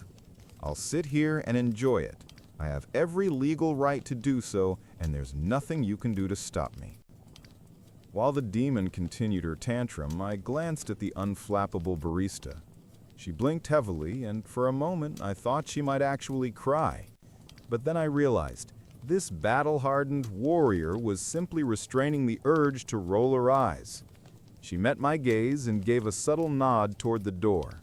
After years of surviving the front lines of customer service hell, she could handle this herself. The crowd parted like the Red Sea, letting me pass toward the exit. Just as I reached the door, the elegant woman realized her prey was escaping and screeched, "Hey, where do you think you're going? She can't just leave. Someone stop her. I said she has to wait her turn like everyone else." I raised a single finger in her direction and slipped out the back door just as the bell above the entrance jingled. A security guard had arrived. Beelzebub's righteous tirade immediately shifted gears. Now she was shouting that she had every right to be there, that she hadn't done anything wrong, and that she refused to be kicked out. She demanded her money back, a free matcha, and a formal apology right now. Each sentence was punctuated by the sound of her slapping the counter. Her indignant screeching slowly faded behind the closing door as I walked away, holding my well-earned cold brew like a trophy. I like to imagine the guard didn't have to physically throw her out, though honestly, knowing her, she probably regained her composure, lifted her chin, and swept out like an insulted duchess, muttering something about her lawyer. As I sipped that heavenly pumpkin-spiced madness, I pictured a lonely venti soy matcha latte, extra hot, 2 pumps of vanilla, slowly cooling on the counter. And somewhere, a decaffeinated Beelzebub was probably raging in her fancy office. That thought made every sip taste even sweeter. Edit. Wow, I didn't expect so many people that actually read this all the way through. I figured I'd take a minute to answer a few common questions that keep popping up in the comments. Yes, I'm Australian, and yes, this really happened here. About the infamous pumpkin-flavored monstrosity, I fully admit I have the world's worst taste in coffee, but drinking something that tastes like a scented candle has always been a weird little dream of mine. And you know what? Shockingly good. Props to America for that one. To those asking why I didn't stand up for myself, I'm a lover, not a fighter, meaning I literally can't fight. If I tried to punch her, I'd probably hurt my own hand more than her face. Plus, I didn't want to get banned from the only Starbucks I ever go to, or, get charged with assault. Why didn't I call the police? I was already late for therapy, and I didn't want to spend hours giving a statement. She didn't really hit me, more like a slap on the wrist that left a red mark for a while. No bruise, nothing worth reporting. Should I have thrown my drink on her? Absolutely not. I'd rather calmly sip my $9 coffee milkshake in peace. Besides, if I'd made a mess, the poor employees would have had to clean it, not her. Oh, and shout out to the guy who literally made a fake account just to send me a death threat because he didn't like my tone and thinks I'm a stuck-up witch. Honestly, kind of flattering. That's a lot of effort for one hate message. If you're reading this, send me your name and address. I promise I won't forward it to the cops. And finally, to everyone who made it this far, thank you. It's nice knowing someone actually reads this stuff. This was fun to write, but it's now 4 a.m. and I'm about to crash. Let's see what chaos tomorrow brings. Before we move on to the next story, I've got a question for you. What would you do in this situation? Actually, it reminded me of something that happened to me recently. It's kind of similar. I'd ordered a shawarma through an app, got a notification that it was ready, but when I arrived, I had no idea where to pick it up. The girl behind the counter, she was serving someone else, totally silent, and I just stood there, waiting, confused. I finally asked, "Hey, can I pick up my shawarma?" And she just didn't answer. Awkward silence. I waited until she finished with the customer, asked again, and she finally handed it to me. I said, "You could have just said something," and she replied, "Can't you see I'm serving someone?" Like, what? I was new there, didn't know how pickup worked, and she couldn't spare 2 words to clarify? Some people just really hate being mildly helpful. Anyway, what do you think? Was she totally right to ignore me? Or was that just bad customer service? Curious to hear your thoughts, because like in the Starbucks story, sometimes these wait your turn situations aren't as black and white as they seem. The lawnmower theft. A guy from a lawn care service stole my lawnmower and disappeared.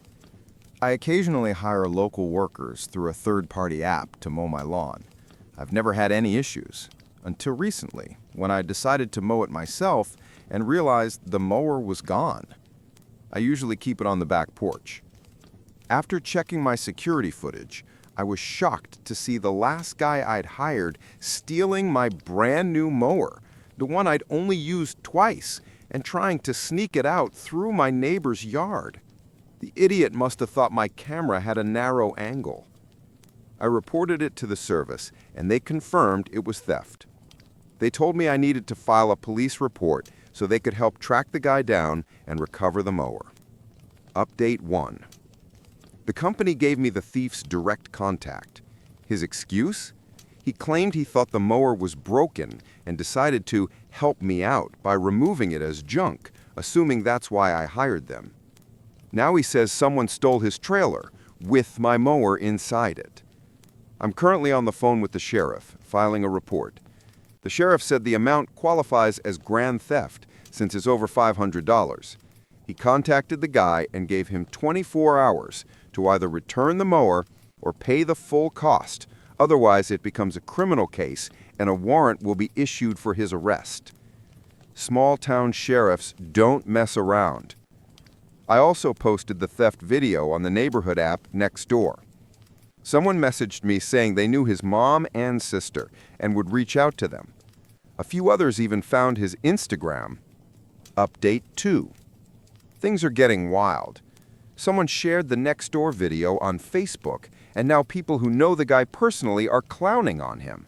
Apparently, he'd been pretending online to be a successful entrepreneur and self-made influencer, and now everyone's tagging him under the stolen mower post. I honestly didn't want to ruin his life. I just wanted my mower back.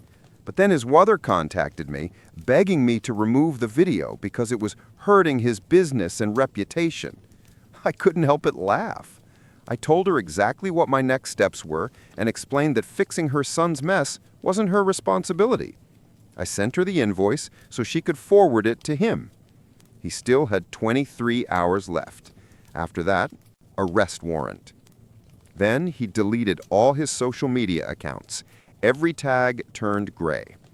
It's 9:47 p.m. now. I'll call him at 7 a.m. to see what he plans to do. Honestly, I doubt this ends well. Update 3. Woke up to 36 missed calls between 1 and 4 a.m. Thank God for Do Not Disturb mode and spam blocking. When I tried calling back, the call went straight to voicemail. Then I tried from my Google Voice number and it went through. So yeah, he blocked my main number. I also spoke to his mom again. She's changed her tune now. Said she's tried reaching him too, but he's ignoring her calls. She finally told me, do what you have to do. He's really about to run from the law over a damned lawnmower. Update 4. Finally reached him through his sister. He said he doesn't have the $579 to replace the mower and asked if I could convince the sheriff to give him 2 weeks to get the money together, which is, by the way, an admission of guilt. I told him to borrow from someone or ask his family because I wasn't dropping the charges. He's got 9 hours left. Tick-tock. Update 5. The sheriff sent a deputy over to inspect the property, take my statement, and collect documents from the app that hired him. Guess what? The deputy ran a background check, and it turns out the guy already has a criminal record in another county for theft. They're done waiting. The warrant's being issued. I don't feel bad for him at all. He dug his own hole, now he can sit in it. Then out of nowhere, I get a message from him using a new number. I took screenshots and forwarded them to the sheriff. Here's what he wrote. Hey man, it's Dushan. You posted that video of me taking your mower. I didn't mean any harm. I thought it didn't work and tried to help myself. Lots of my clients asked me to take old gear off their hands. Yours didn't even start when I tried it. I'm not paying for something you just left in your yard. This is your fault, not mine. And about that sheriff thing, I've got a great lawyer. God's on my side. You act like it's the end of the world, but I'll rise again. Good luck, bro. Yeah, the dude has completely lost it. I stopped responding altogether and forwarded the messages to his mother and sister. He seriously needs help. Then he sent another text. You think this is a joke, man? I don't care about you or the cops. It's all a game to me. People like you always try to bring down guys like me when we're rising up. You'll never understand my hustle. I live this every day. I could buy 10 lawnmowers if I wanted. Yours was trash anyway. Can't even afford a John Deere like a real man. You're a clown. Always will be. That's probably the last update, unless the sheriff tells me he's been arrested. If that happens, I'll post his mugshot. For now, I just bought a new mower, an electric one I can keep inside the house this time. Thanks to everyone for the support, jokes, and laughs. You honestly helped me stay sane through this mess. Final update. The sheriff called. The arrest warrant is active. If his plates get scanned or he's pulled over, he's done. Police don't have his current address, only his mom's. But I gotta say, the sheriff's office handled this incredibly fast. Not sure if I should tell his mother. Oh, and I treated myself today. Bought a new electric mower with a leaf blower, trimmer, and quick charger. It's quiet, clean, and stays in my garage. A corporate lawyer friend read the service's terms and told me I have a solid case. He's taking it pro bono. He even thinks the company will settle out of court to avoid bad publicity. And get this, Someone said the thief is in Texas now. Looks like the guy really ran off over a lawnmower. They want us to follow a dress code at school? Nope. I'll wear whatever I want. A little background for context. I've never been a fan of dress codes just for the sake of having them. So when I got into a boarding school that didn't require uniforms, I was thrilled. Honestly, I don't even hate dress codes in principle. My problem is always with how people interpret them. For example, if the rules say socks should be black or blue, 99.9% of people will assume it means navy blue. I'm the kind of person who'll show up in sky blue socks just to prove a point. Not to make trouble, but simply to share a sly grin with the handful of people who think, well, it does just say blue. It's my way of reminding the bureaucrats who wrote the rules that they aren't as airtight as they think. As my husband likes to say, I've always been a bit of a pain in the neck. I enjoy showing that either or isn't the only option. I've always dressed boldly, loved unusual combinations of fabrics and colors, and if someone had encouraged me to learn sewing back then, I probably would have become a fashion designer. But boarding school is hardly a place full of vibrant creativity. Despite being spirited, I was never a troublemaker. My mom used to describe me as a polite, well-behaved kid who could bend rules into a pretzel without ever technically breaking them. She had to word her rules very carefully whenever she left me home alone, but she also had to be cautious not to give me new ideas in the process.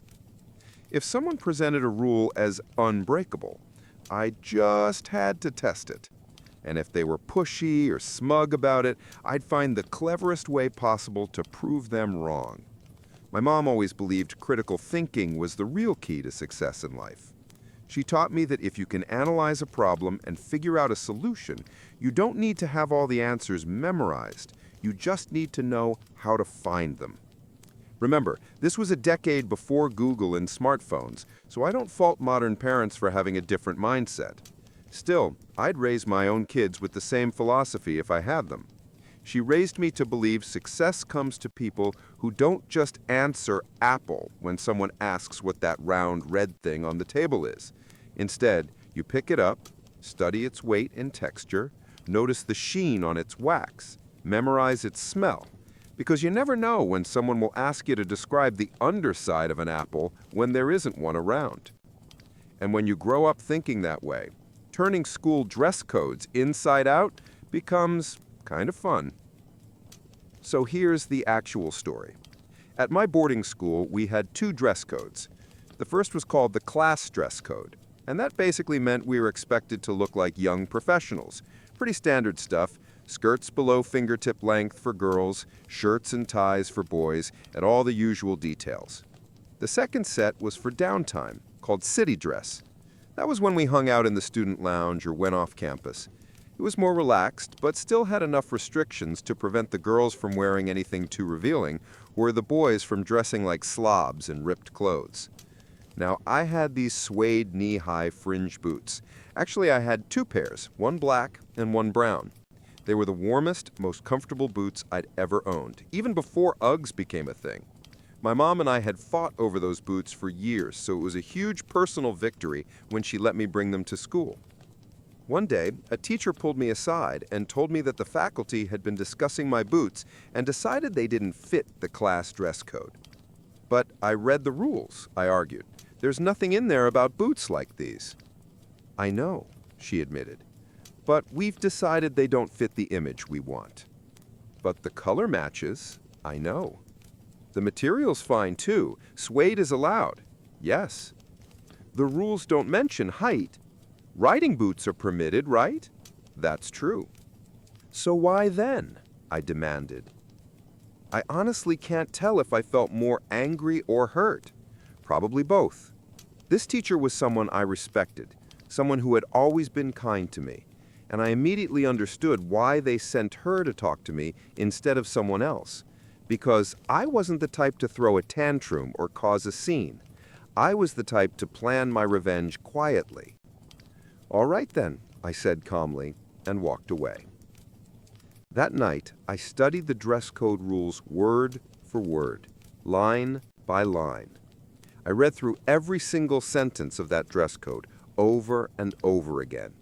I even said the rules out loud, picked up every item of clothing listed, and examined it like I was some alien who only had this manual and a piece of fabric to figure out why humans wear these things.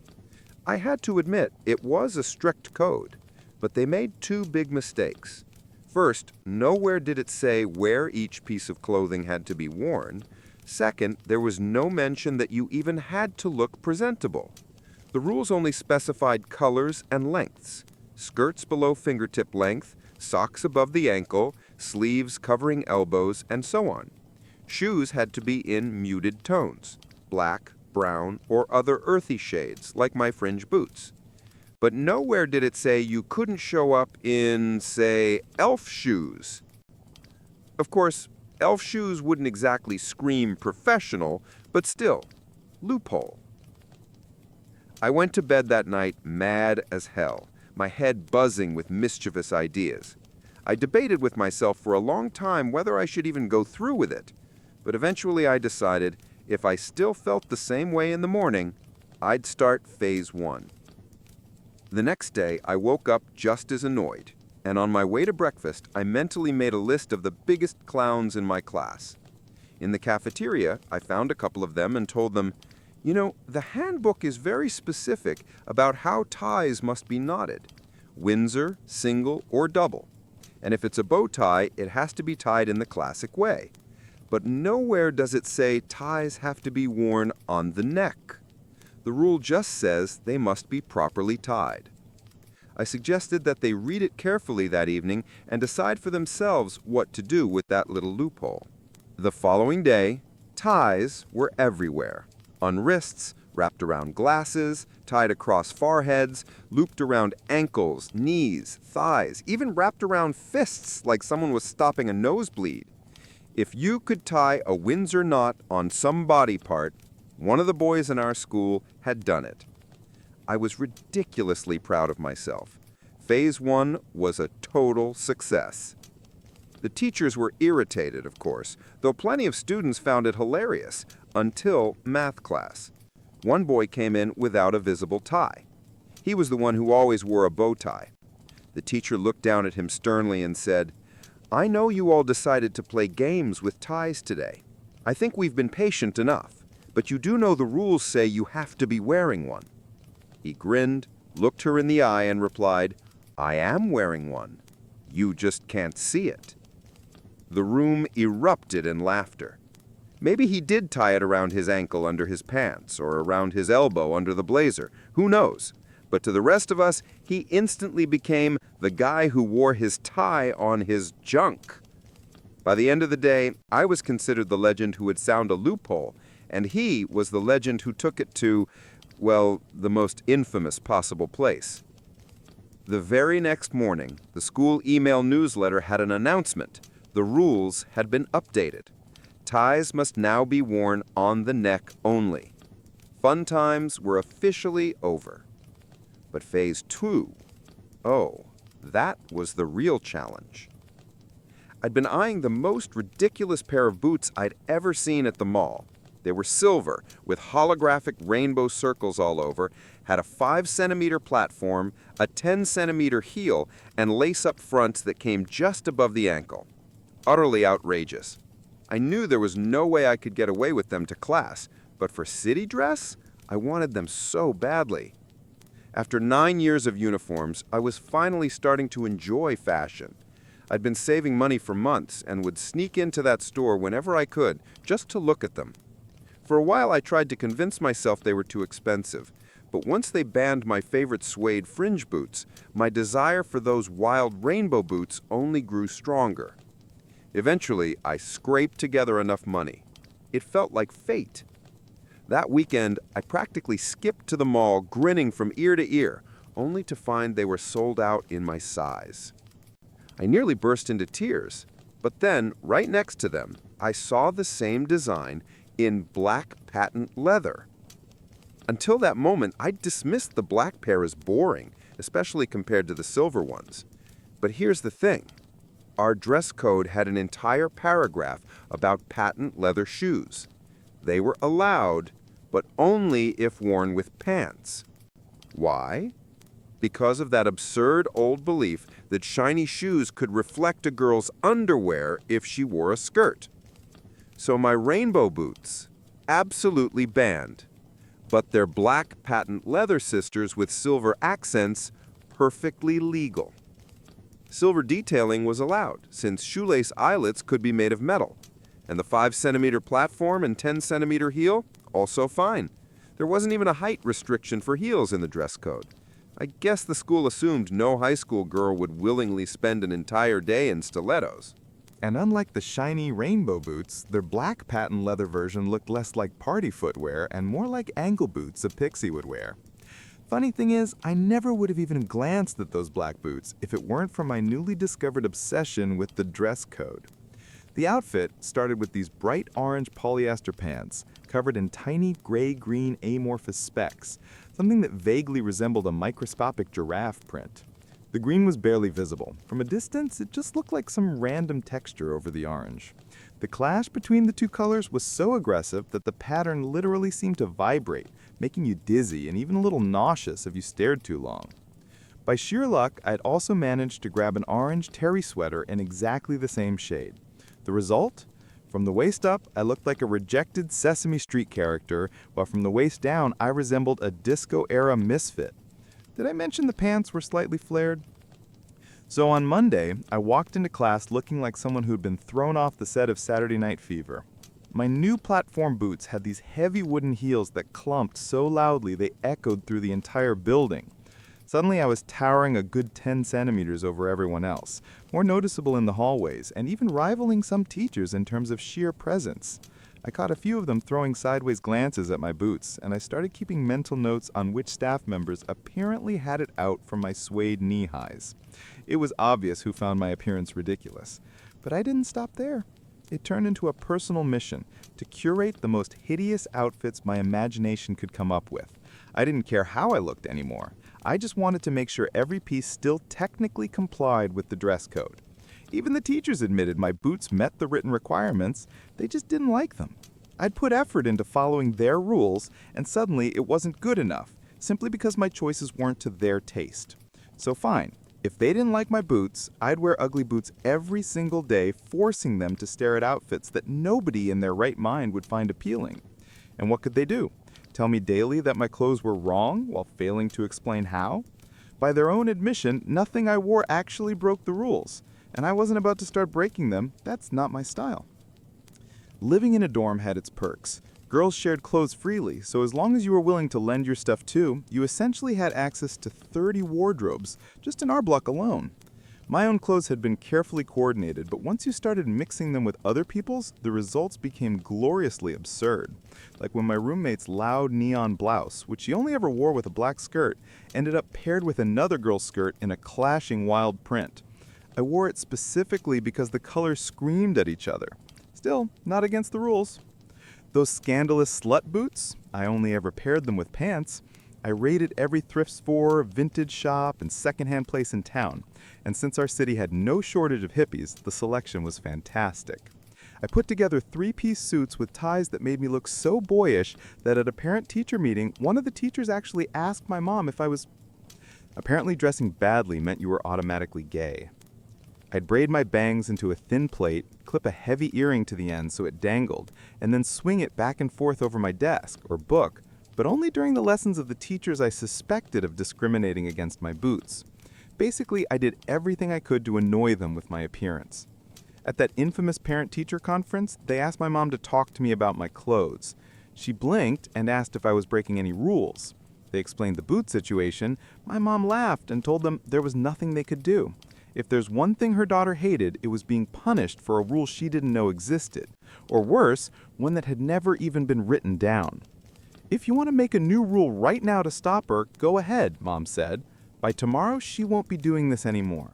I promise you won't see those boots again. But the way she'll see it, you've taken away something she liked for no good reason. That's punishment, whether you call it that or not. And when she feels punished unfairly, she punishes back. Simple as that. My advice? Drop it.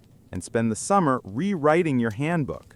Otherwise, you'll burn through paper trying to keep up with all the loopholes she's going to find. My daughter lives for finding loopholes. Honestly, I regret giving her so many puzzle books when she was little. Hearing this, the teachers admitted the only real reason they were ignoring my new boots was this.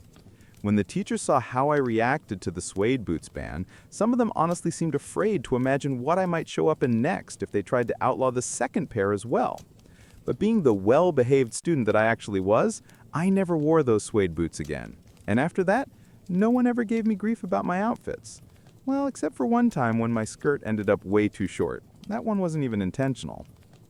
The following year, I didn't return to that school, but for completely unrelated reasons, so I never found out if they rewrote any of their rules. To this day, though, I've kept those black boots. They're still tucked away somewhere, and every time I stumble across them at the bottom of a box, I can't help but smile. I even held onto a t-shirt from that era. It is without exaggeration the single ugliest piece of clothing I own, but I just can't throw it out. Every time I see it in my closet, I start laughing, remembering the whole saga. Somewhere I've even got photos of me in that ridiculous fuzzy orange getup. If I ever dig them out, I'll definitely share them. Back then, I was having the time of my life breaking their so-called dress code, and it felt amazing. So, here's the takeaway. Whatever problems you're facing, try flipping them inside out. Look at them from a different angle, twist them around, play with them. You never know where the cracks might be hiding. And of course, this is also just another wonderful story about how amazing my mom was. She always had my back. Though if I'm honest, I suspect she was also quietly angry that the teachers hated our boots. Because if the school rules had been clearly written, she could have been wearing them all along. Instead, those awesome boots just sat gathering dust in my locker. I miss you, Mom. Edit. No, I didn't end up becoming a lawyer. Life just went in a different direction. These days I work for myself, building a business in a field I'm genuinely passionate about. I enjoy almost every minute of it. I'm happy, and I'm grateful that I get to love what I do. One last note. This whole story took place in the mid-90s.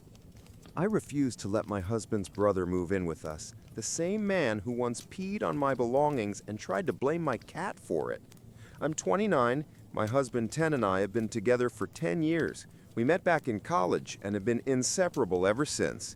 I graduated earlier than him and took a semester off to travel while he finished his studies because we were planning to move to another state afterward. But Ted had to retake several classes, so when I returned, we couldn't move yet, and I didn't have my own place. I moved in with him and his roommate, who also happened to be his older brother, Ash. He's 32. Before I moved in, I made sure Ted talked to Ash about me bringing my cat. They already had an old dog, but Ash said it was fine. About 3 weeks after I moved in, I started noticing a strong smell of urine in our bedroom. We couldn't figure out where it was coming from. My cat is perfectly litter trained, so I knew it wasn't him. The dog couldn't go upstairs due to joint problems, so that wasn't possible either. Then I started finding clothes on the floor that smelled like pee. I asked Ted about it, but he said he had no clue. After 3 miserable months of this, someone was still peeing on my clothes twice a week. I asked Ash if he'd been bringing the dog upstairs, and he denied it. By that point, I was at my limit. I started keeping everything tidy, but I still found urine in my shoes, on pillows, and even decorative items. One day, after I completely broke down in tears, Ted suggested maybe my cat was marking territory, since the urine was only on my things and it was a new environment. But anyone who's ever had a cat knows that cat urine smells nothing like human urine. I knew it wasn't my cat. So I set up a hidden camera in our bedroom. I was paying rent, and Ted knew about the camera, so I figured it was the best way to find out what was really going on. And the footage showed Ash sneaking into our room and peeing on my stuff. When I saw the video, I packed my things and my cat and went to stay with a friend until Ted finished school. After that, we moved out. When the truth came out, I refused to talk to Ash. He disgusted me. Ted handled all communication with him. Since then, I've barely interacted with him. He was one of the groomsmen at our wedding, but we stay away from each other at family gatherings. During the pandemic, Ash lost his job and apartment. Now he's struggling financially and asked if he could stay with us. And honestly, I don't want him anywhere near me. The man was 25 when he did that, a fully grown adult. Now Ted's entire family is calling and texting me saying I'm heartless for leaving him homeless during a pandemic. But they weren't the ones whose clothes he peed on. I was. Maybe I'm being too harsh. Maybe I should let it go. But every time I think about it, I just can't. I know I'm right. I have every reason to not want him in my home. But even Ted is starting to say he can't just abandon his brother, especially since the job market here is better for his field. For context, yes, Ash went to therapy after the incident. His mom made him go. That's when we learned why he did it. Apparently, Ted and Ash had always been very close, and Ash saw me as a threat who was stealing his best friend, so he thought doing something that awful would drive us apart. Instead, it only made Ted stop talking to him completely for a long time. The therapist later suggested they make amends, and Ted's mom helped them reconnect, but it was agreed that I'd never have to speak to Ash again or let him into our home. As for the wedding, it was mostly for our parents. We would have been fine with a small ceremony, but since I was the first of my sisters to get married, my family wanted something big. All my sisters were bridesmaids, and all of Ted's brothers, including Ash, were groomsmen. I didn't have to talk to him or take pictures with him, so I didn't care. Why can't another family member take him in? Because we live on the East Coast, and the rest of the family is on the West Coast. Ted's job opportunities are much better here, so moving is not an option. I'm even trying to convince his brothers, there are 8 of them, to pitch in and help Ash stay over there. Ted's family has this forget and forget mentality. They overlook things I find appalling, like stealing cars, forging degrees, and misusing money. So of course they think Ash's behavior was a one-time mistake. Did he ever apologize? Only to Ted, never to me, and that still hurts. I even considered forgiving him, but I realized it would only open the door for him to come back into my life, and I can't risk that. Did he pay for the stuff he ruined? No. I didn't even know it was him at first. I just washed my things. After I saw the footage, I threw out everything that had been soiled, except for 2 pairs of shoes I still haven't replaced. Ted, bless him, is the best man I know. When this all happened, he was shocked and completely cut off his brother. Later, after their mom and the therapist pushed him to reconcile, they made peace, but Ted never once pressured me to forgive Ash or let him in. He told me it's okay if I never want to see his brother again.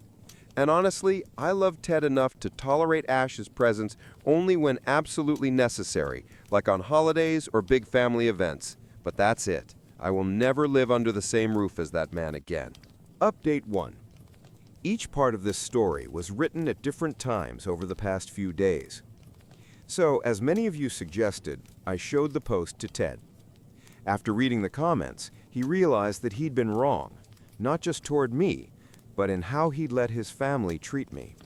He apologized over and over, saying he should have done more back then, stood up for me, set boundaries, and demanded better behavior from his brother. He made it clear that Ash moving in with us was absolutely out of the question. Ted also reached out to people in his professional field to see if there were any job openings for Ash. One of his contacts happened to work at the same company where Ash had been employed, and here's what Ted found out. Ash hadn't been fired, he just left voluntarily, but his job was still open for him if he wanted to come back.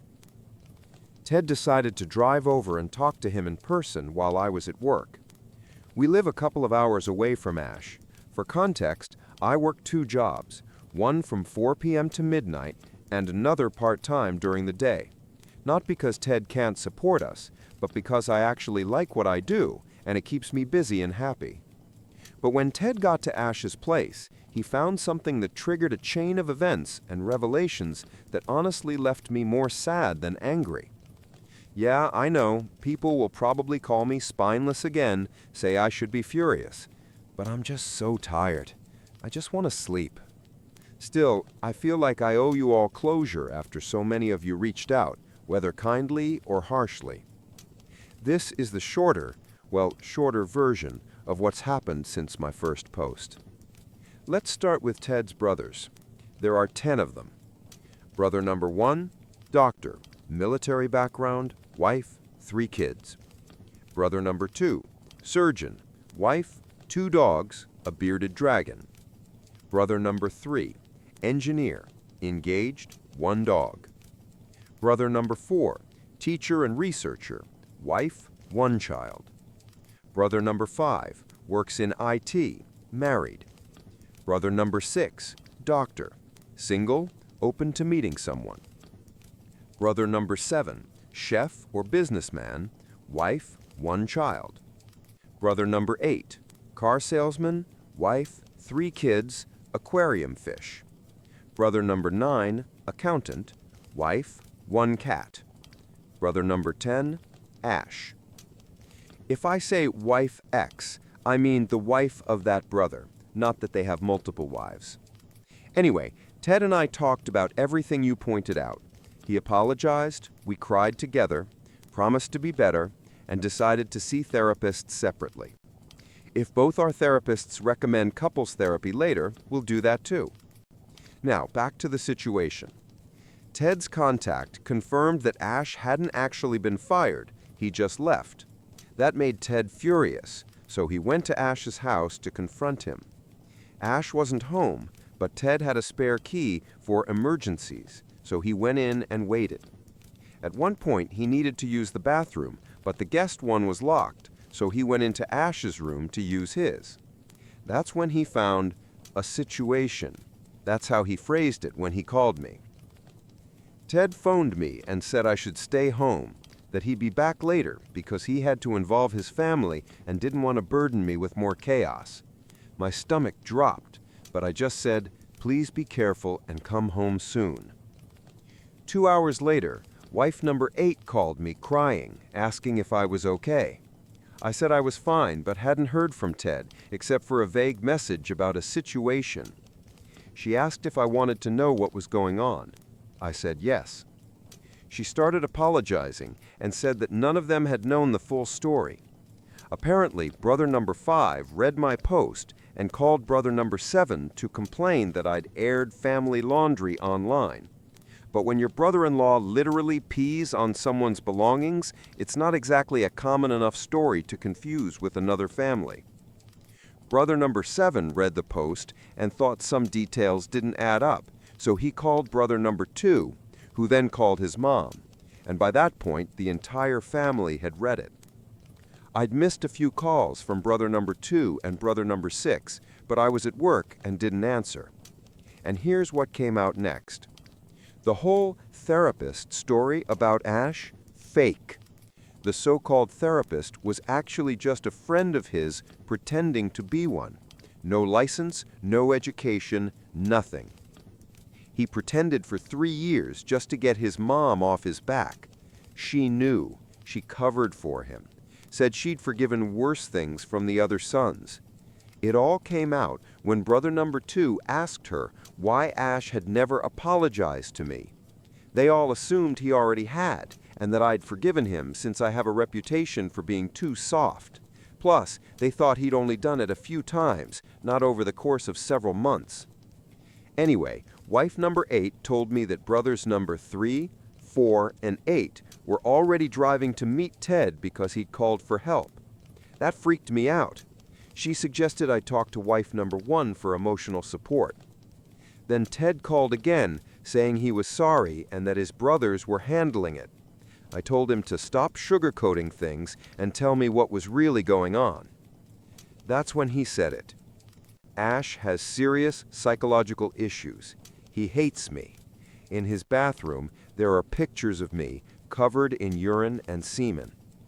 And apparently, there were photos of brother number 1's 14-year-old daughter, too.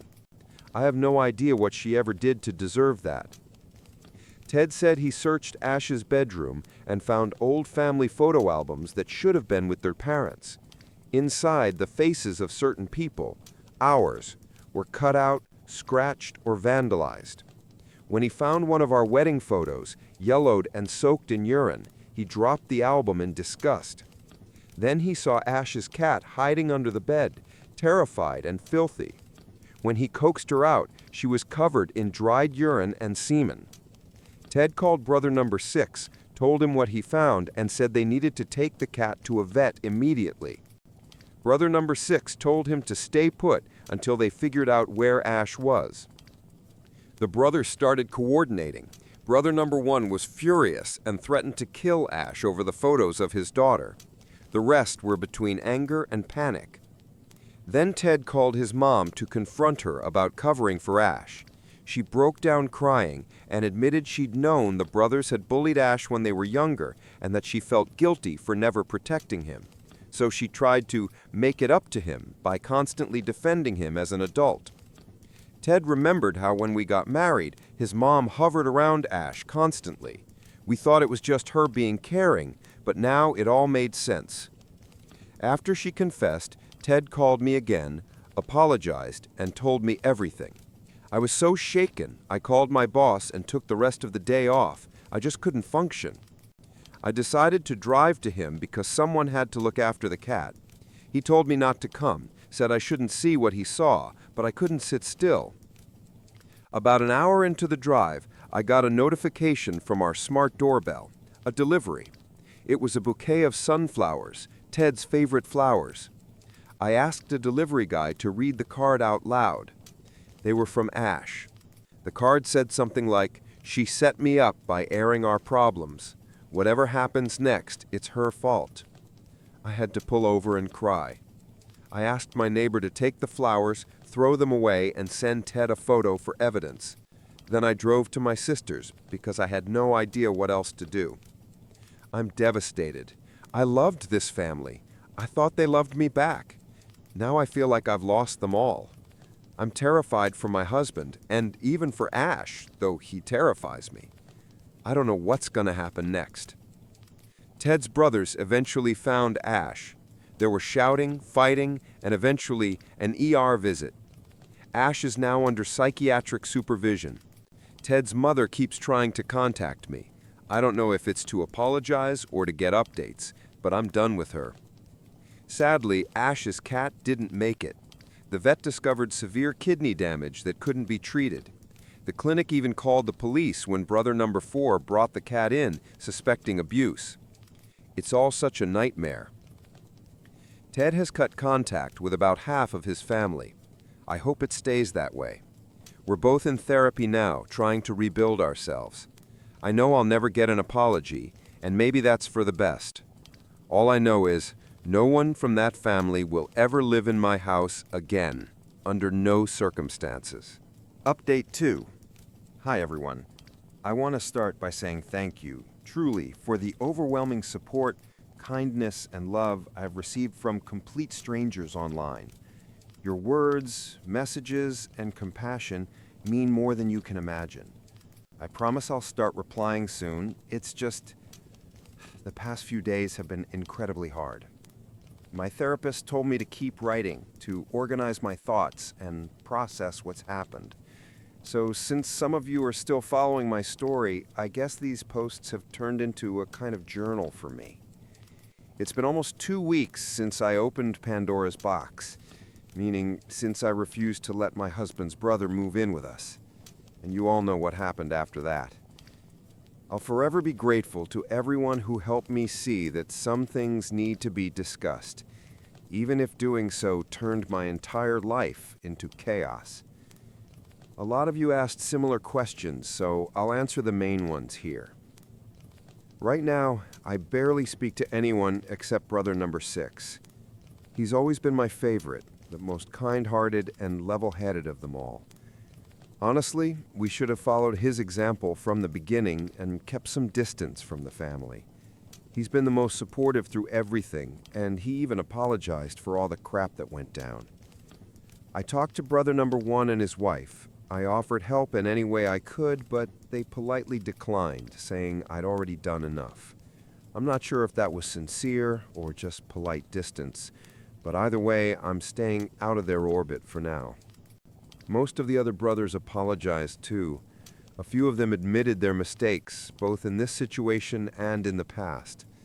Honestly, this family is going to keep a whole generation of therapists in business. I suggested therapy for all of them because, even though I might have been the trigger, this goes way deeper than me. Now, about my mother-in-law. Some people wrote that maybe she's been a victim of manipulation and abuse her whole life. I'm not denying or confirming that. It's not my place. What I do know is that she's had a rough life, but after everything that happened, we'll never speak to her again. She called us screaming that we destroyed her family. Her exact words to my husband were, "I worked for years to keep this family together. I forgave everyone for everything they ever did. And this is how you repay me? By letting some bitch tear us apart?" So, yeah, that bridge is gone. Ted's coping the best he can. He's in therapy too, working through his guilt and grief. He keeps apologizing even though I know none of this was his fault. He said that what his best friend and brother did to me will haunt him for a long time. We've been reading some of your comments together. He's thankful for everyone who sees him as someone trying to make amends, but he says he hasn't earned forgiveness yet. He believes it will take years to truly make things right. He even told me that he'd understand if I wanted a divorce, that he couldn't live with himself knowing what his family did to me. But I told him no, I still love him deeply, and I know he isn't responsible for what happened. We'll see how therapy goes for both of us. Where's Ash now? He's still under psychiatric supervision. He's asked to see Ted, but Ted refuses. He did send him a letter, though. I don't know what's in it, and I don't want to. Ted assured me that I'll never have to see Ash again. Once doctors deem it safe, he'll be transferred to the West Coast, where the rest of the family can deal with him. Brother number 3 is currently overseeing his condition and agrees it's best to keep him far away from us. Ted still discusses the medical updates with him, but I stay out of it, and that's perfectly fine by me. Following your advice, Ted and I took a break. I quit one of my jobs and switched to remote work for the other. We've been staying at my dad's seaside apartment while Ted's on leave. His boss has been very understanding. It's mid-January now. The weather is gloomy, but the ocean view helps calm my mind. Being far from all that madness has been healing. I also changed my phone number so Ted's family can't reach me anymore. And honestly, it's the best decision I've made. It's just me, Ted, and our cat here. I filed for a restraining order against Ash. I'm not sure what legal steps brother number 1 is taking for his daughter, but I know he made her delete her social media accounts. If there are further actions, that's their call. We're moving soon, not sure where yet, but both of us know that our current house no longer feels like home. Over the next few weeks, we'll start looking for a new place closer to my family. As for what was in the locked guest bathroom, sorry to disappoint, but there were no body parts or horror movie scenes. It was just more of the same stuff they'd already found in the main bathroom. I don't think Ash is some serial killer in the making. He's just a severely disturbed man with self-destructive coping mechanisms and deeply unhealthy attachments. One commenter suggested he might have some deep-rooted hatred or distorted view of women, and honestly, I agree. All of his disturbing behavior was directed at women. Me, his niece, and even his cat, Sunny. But again, I'm not a professional. How am I doing? It depends on the day. Some days are easier, some aren't. I have therapy sessions every other day. And thank you to those who suggested bringing white noise or headphones into the bathroom. It's actually helped a lot. My sisters take turns visiting me, so I'm rarely alone for long. Many of you asked what Ash's childhood was like. What could have caused this? These are Ted's words. When you grow up with 8 older brothers, you become an easy target for criticism, comparisons, and impossible expectations. When the older ones needed somewhere to unload their frustration, Ash was the weakest, the one they picked on. I'm not excusing anything, but there were things even I couldn't protect him from. Now, as an adult, I see how messed up it all was, and so do my brothers. We each have our own demons to fight. We didn't have a supportive family. Everything was swept under the rug instead of being addressed. It left us broken, unable to tell right from wrong. Some of us got better, thanks to our partners, jobs, and experience, but we still have a long way to go. We can't undo the past. All we can do is acknowledge it and try to be better tomorrow. Why didn't anyone check on his cat sooner? Because there was no reason to suspect anything. Sunny was never a very social cat, so during lockdown video calls, it made sense that she wasn't visible. We weren't visiting anyone during the pandemic, so we had no idea what was happening in his home. Before that, everything seemed fine. Him, the house, the cat. I truly don't know what signs we could have seen or how we could have prevented all this. And I'm so sorry for failing that innocent animal. The guilt of not being able to help her will stay with me forever. Some asked how 3 of Ted's 10 brothers managed to fly across the country so quickly to help. Well, there weren't always 10 brothers. And as for how they managed it, I don't know what to say. They realized how serious the situation was, took time off to leave, and came to help. Their wives handled things at home. That's all there is to it. People also ask how no one noticed anything earlier. Honestly, that's a question for Ted's family. I'm not close with them anymore. Ted says he didn't notice any signs, but admits his closeness to Ash might have blinded him to the truth. So that's my life right now. I'm tired, I'm sad, things still feel heavy, but I have a great therapist who keeps reminding me that I'm safe, that I'm okay, and that healing will take time. Sorry for the long update. And thank you, truly, for your kindness and for taking the time to read about my mess. Edit. I realize I caused confusion earlier. When I mentioned Ted having 10 brothers, I didn't mean there were only sons. It's not my story to fully tell, but from what I know, there were 3 sisters too. 2 died in childhood from health complications, which explains the big age gap between the older brothers and Ted and Ash. The 3rd sister's story is more complicated. She was born between brother number 4 and number 5. And yes, they had a lot of kids. They don't believe in contraception. Sorry again for the mix-up. Update 3. Hey everyone, it's been about 2 months since all this chaos started. During that time, I've gotten tons of messages and comments asking for an update, most of them kind and supportive. Of course, there were a few nasty ones too, but at this point, I've made peace with the fact that it's just part of internet culture. First off, sorry it took me so long to write this. I know many of you are curious about what's been happening with Ted's family, but I really needed time to process everything. Anyway, here's another miserable little piece of the puzzle so you can finally get some closure. So, Ted asked me to move out for a while. He's been struggling a lot emotionally and said my presence was only making things harder for him. He's drowning in guilt, and dealing with all those skeletons from his family's closet is too heavy for anyone. We're not officially divorced, but we're not looking for a new place together either. We're still in the process of selling our old house. Ted's living there, and I've been staying with my parents. I honestly don't know what will happen once the house is sold or what he really wants, but I promised to give him space. He did allow me to post this update, though, because despite some hateful messages, most of you have been incredibly kind and supportive. Now, as promised, here is the updated version of Ted's family tree, including the sisters. Brother number 1, doctor with a military background, married, 3 kids. Brother number 2, surgeon, married, has 2 dogs and a bearded dragon. Brother number 3, engineer, engaged, 1 dog.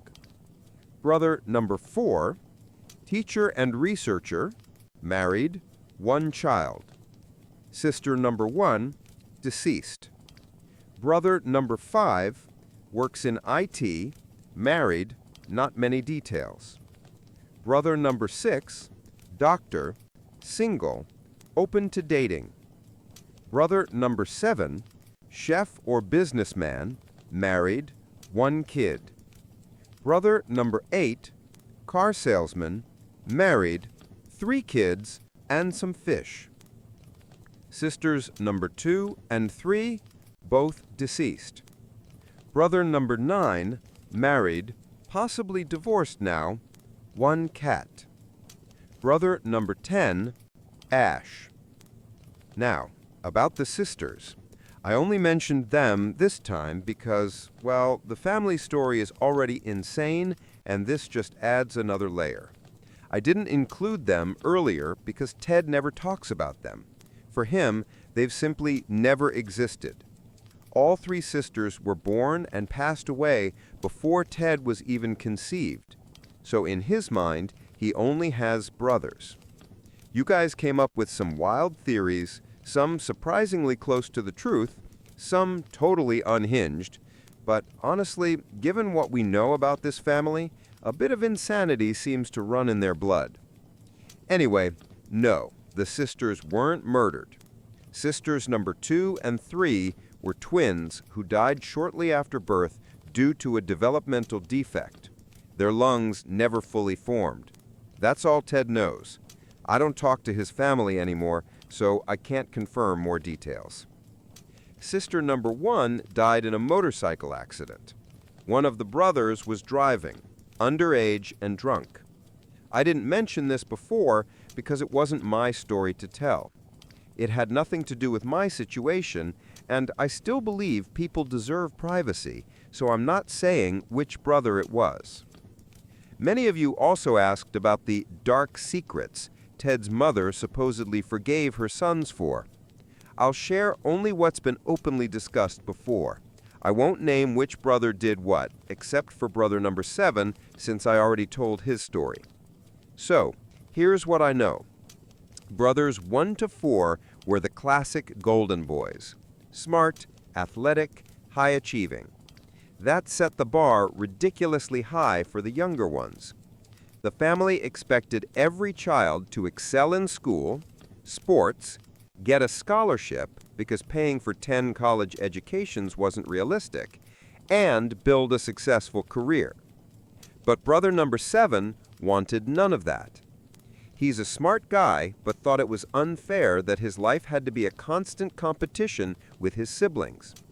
After high school, he told his parents he was going abroad to study culinary arts. His scholarship supposedly covered part of his tuition, but not housing. His parents were thrilled. Their son was going to become a world-famous chef. They agreed to help with expenses as long as he kept good grades and cooked at family gatherings. In reality, he moved to New York, shared an apartment with 4 roommates, and pretended to live abroad. This was before video calls were common, so it wasn't hard to pull off. He just needed to call his parents at times that matched the time zone difference. He even made up stories for family holidays.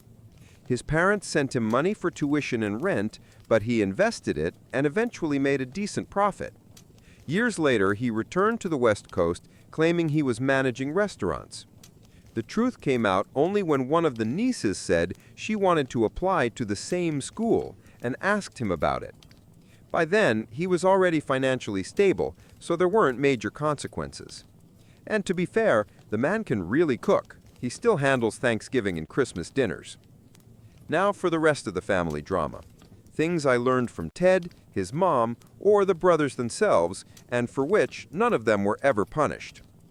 Stealing and completely wrecking at least 2 cars, same brother, both times. Another brother also stole a car. Leaving their grandmother alone for a week, even though they were supposed to care for her. Stealing and selling things from their own home. Fistfights that ended with police involvement. Other fights that didn't involve police but did end up with hospital visits. Skipping major school events, stealing trip money, or pocketing class funds. Public nudity, indecent behavior, and urinating in public. Apparently a family tradition. One stalking incident that ended with a restraining order. Frequent teenage drinking and underage drunk driving. As for their father, last time I saw him, he was in an urn on their mother's mantle, hopefully still there. In life, he was an awful, misogynistic, abusive husband and father. Somehow, though, he managed to act like a decent grandpa. And before anyone judges, why did you let the kids near him? That's not on me. I don't have children. Ted's siblings do. Ted's parents were, and his mother still is, very traditional. They only ever cared about appearances, the image of a perfect family with proud sons and beautiful daughters. I'm not excusing them, but losing their daughters really broke them and the whole family dynamic. As for why they had more kids after that, they desperately wanted another girl. They tried twice more, then couldn't have children anymore. I don't know if they would have kept trying or if the infertility made things worse emotionally. As for Ash, I honestly don't know how he's doing. I'd love to say I don't care, but I do a little. Therapy has made me more empathetic, and I can see that he's a sick person. I just hope he gets better. Far, far away from me. And that's pretty much everything I can tell you about Ted's family. Big shout out to brother number 6, though. He's been supportive throughout all of this. Still single, by the way, and made me promise to mention that. So, if anyone on the West Coast is looking for a kind, attractive doctor from an absolutely bonkers family, here's your chance. As for me, things are still rough. I had to quit my second job after already leaving the first one. So, yeah, I'm unemployed and living with my parents right now. But my dad says he doesn't care as long as I'm okay, and I love him for that. I'm still going to therapy.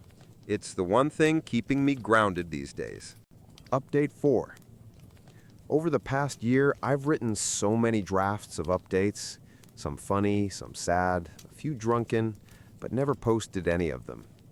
I was waiting for the right ending to this entire saga. But now I understand.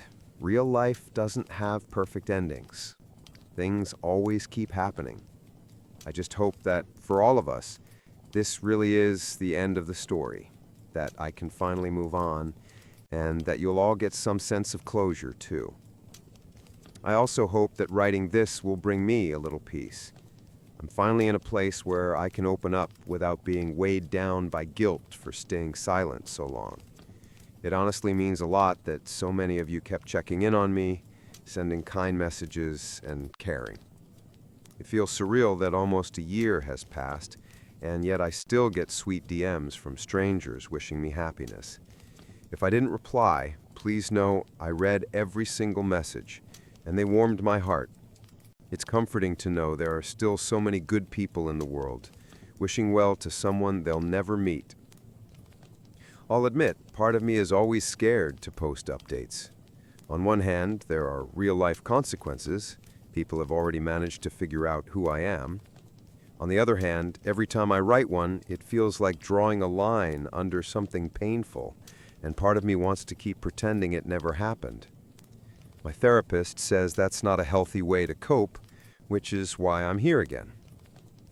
It's wild to think that all of this started just a few days after last New Year's.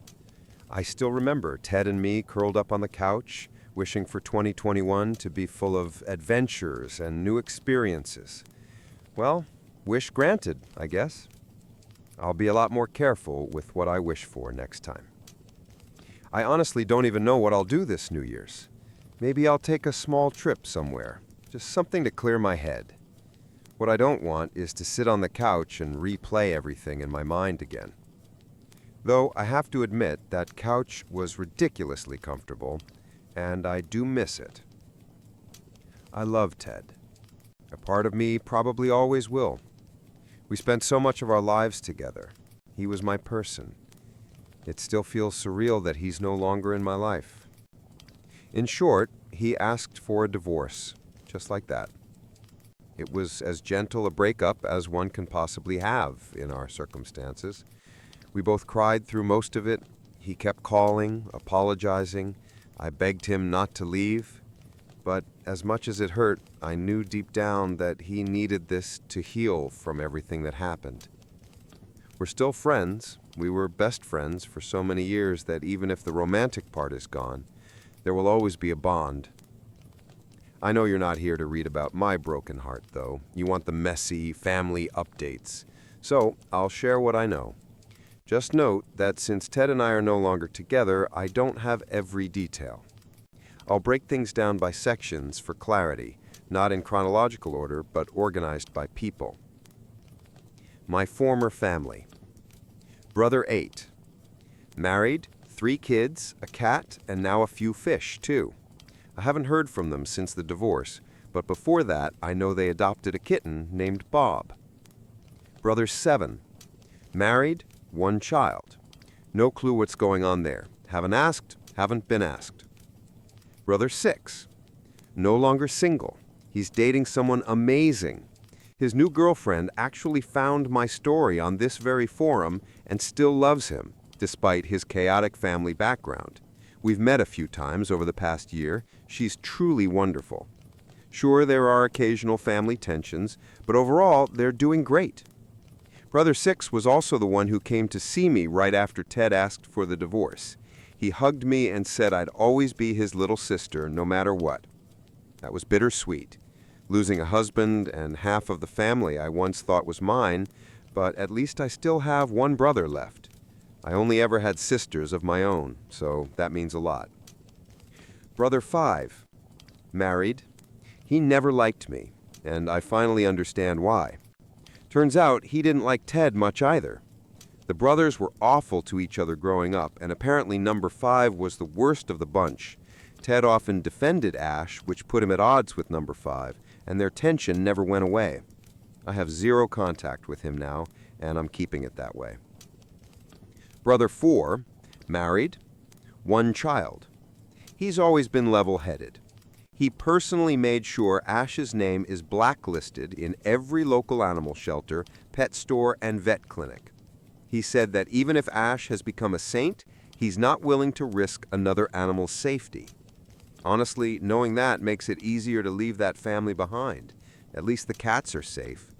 Of course, there's always the chance that a stray might wander to him or someone might gift him a pet, but Brother 4 swore he'd do everything possible to prevent that.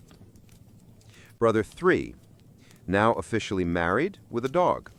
Back when this whole saga began, they were only engaged. Their wedding was beautiful. I didn't go, even though both of them insisted that I was still part of the family. Ted wanted me there too, but I didn't want to ruin their photos or bring tension. I attended via Zoom, though, and it was genuinely lovely. Brother 2, married, 2 dogs, and a lizard. He was one of the first to step up and take action when everything went down. He apologized to me countless times for pushing us to let Ash stay with us, for everything that followed, and even for how his own actions might have impacted Ted's mental health. I accepted the first 2 apologies, but for the third, I told him that wasn't mine to forgive. He understood. He said he'd keep working on healing their family and admitted that it wasn't fair that I ended up paying the emotional price for someone else's mistakes. After the divorce, he texted to say that if I ever needed anything, he'd always be there. It was a sweet gesture. I know he's seeing a therapist too, and honestly, good for him. Brother 1, married, 3 kids. If you remember, he was the angriest about everything that happened, especially since it involved his daughter. The last time I mentioned them, they'd asked me to keep my distance and give them time. But later, his oldest daughter reached out to me herself. She's such a bright young woman. She said she missed how things were before all this chaos. I didn't ask what exactly her parents had told her, but I assume they explained the situation in some way. She's old enough now to start asking the right questions. Eventually, they decided not to press charges against Ash, but they did move across the country, thankfully for her daughter's sake. She found an incredible culinary program on the East Coast and is absolutely thriving there. Her younger daughter, from what I've heard from Ted's mother-in-law and sister-in-law, is also doing fine. She barely interacted with Ash outside of holidays. Apparently, the reason he fixated on her photos wasn't personal. She just looks exactly like their father, and combined with the fact that she's a girl, it triggered him. I'll explain that part later. She's still seeing a therapist, but hates every minute of it, claiming it has nothing to do with her. She's mostly angry about the move and leaving her friends behind. Anyway, that family seems to be safe and rebuilding. They're slowly settling into life on the East Coast. The parents still keep their distance from me, which I completely understand. They're not fans of the colder weather, but I told their eldest daughter she's always welcome to visit me. Brother One's wife is kind enough to allow it. As for Brother One himself, we haven't spoken since. All communication goes through his wife and kids. I was the first among my sisters to get married, and since Ted's family hadn't had a big celebration in years, his older brothers were much older, everyone was thrilled. I never regretted marrying Ted for a single second, but honestly, I could have done without the grand wedding. Sometimes I wish we had just gone to the courthouse alone, or run off to Vegas to be married by Elvis. I'm not even sure people still do that, but it sounds a lot cooler than a 200-guest circus. I remember when we finally agreed to the big wedding, and my mother-in-law was absolutely over the moon. For the first time, it felt like she saw me as more than just another daughter-in-law added to the pile. It might sound silly, but that feeling, being accepted into the family, actually meant something to me, even if it came at the price of a massive wedding. I tried to include her in everything. With 10 sons, she probably never got many chances to help plan girly things. At first she was sweet to me, maybe just to get her way, and I was too naive to see it. I stayed the golden daughter-in-law for a while after the wedding, probably up until another grandchild was born. Then I was relieved to step back and return to a more comfortable distance. Being her favorite was exhausting. It came with too many expectations. It's wild to think how badly I once wanted her to love me, and how now I'd give anything for her to forget I even exist. After Ash was sent to a psychiatric clinic, my mother-in-law did everything she could to destroy me. I cut contact with her and most of the family for a while, eventually rebuilding ties with a few of them, but not with her. I've only seen her once since then, when she came to pack up Ash's apartment. She deliberately came to my parents' house just to scream at me. It was horrible and perfectly timed. My parents were both at work, my sisters too. I opened the door, and there she was. No greetings, no pretending. She unloaded everything at once, every imaginary slight, every accusation. She called me a worthless wife, said she hoped the divorce would crush me, that she'd make sure her son took everything from me, that she wouldn't rest until I was homeless. And the worst thing she said, the one line that burned itself into my mind, was that she was grateful I was barren, because she couldn't stand the thought of me tainting their blood. Ted and I never actively tried for children, but we never prevented it either. We just figured if it happens, it happens. It never did. And now I can't help but wonder if it makes me a terrible person that part of me feels grateful for that. Our neighbors called the police that day. They escorted her out. That's how my sister found me, sitting on the floor, holding our cat, shaking. She called Ted, and I think he heard the details from his fifth brother, the one who must have driven her there. I didn't see him myself. We haven't spoken since. I don't know what Ted told her or what she told him. I only know that she left me alone after that, and for that, I'm thankful. Ted is probably the most decent ex-husband in the universe. I could tell 1,000 stories about him. It's strange to be without him now, but I try to respect his choices. When he asked for a divorce, he said, "I can't be with you anymore. I'll never forgive myself for what I put you through. I don't want to keep exposing you to my family's madness." At the time, I was furious. He was making decisions for me without asking what I wanted. But after a lot of therapy, I realized he wasn't doing it for me at all. He was doing it for himself, to ease his guilt, or maybe to convince himself that ending things was some kind of mercy. Maybe being apart helped him pretend none of it happened. Or maybe he genuinely thought he was protecting me. But it hurt because I always saw us as a team, not me versus him, us, and his decision destroyed that team completely. Some days I wake up hating him. Other days I just stare at my phone debating whether to call. Sometimes I do, and he always answers, always kind, always calm, reminding me that he's still around. We sold the house, and of course he moved out. For a while he went to the West Coast to deal with family matters during the divorce, then came back, his work was here, and he loved it. I can't tell if I'm glad he's still in the same city or I hate him for ruining it. Every street, every cafe, every corner has memories of him. Maybe I'm the one who should leave and start fresh, somewhere no one knows my past. As for Ash, when he was first sent to a psychiatric facility after the fight with his brothers, numbers 3, 4, and 8, the same ones who came at the beginning to help, he stayed there for several weeks. He kept begging to see Ted, but Ted never went. He did, however, send him a letter. At first, I didn't want to know what it said, but later I asked.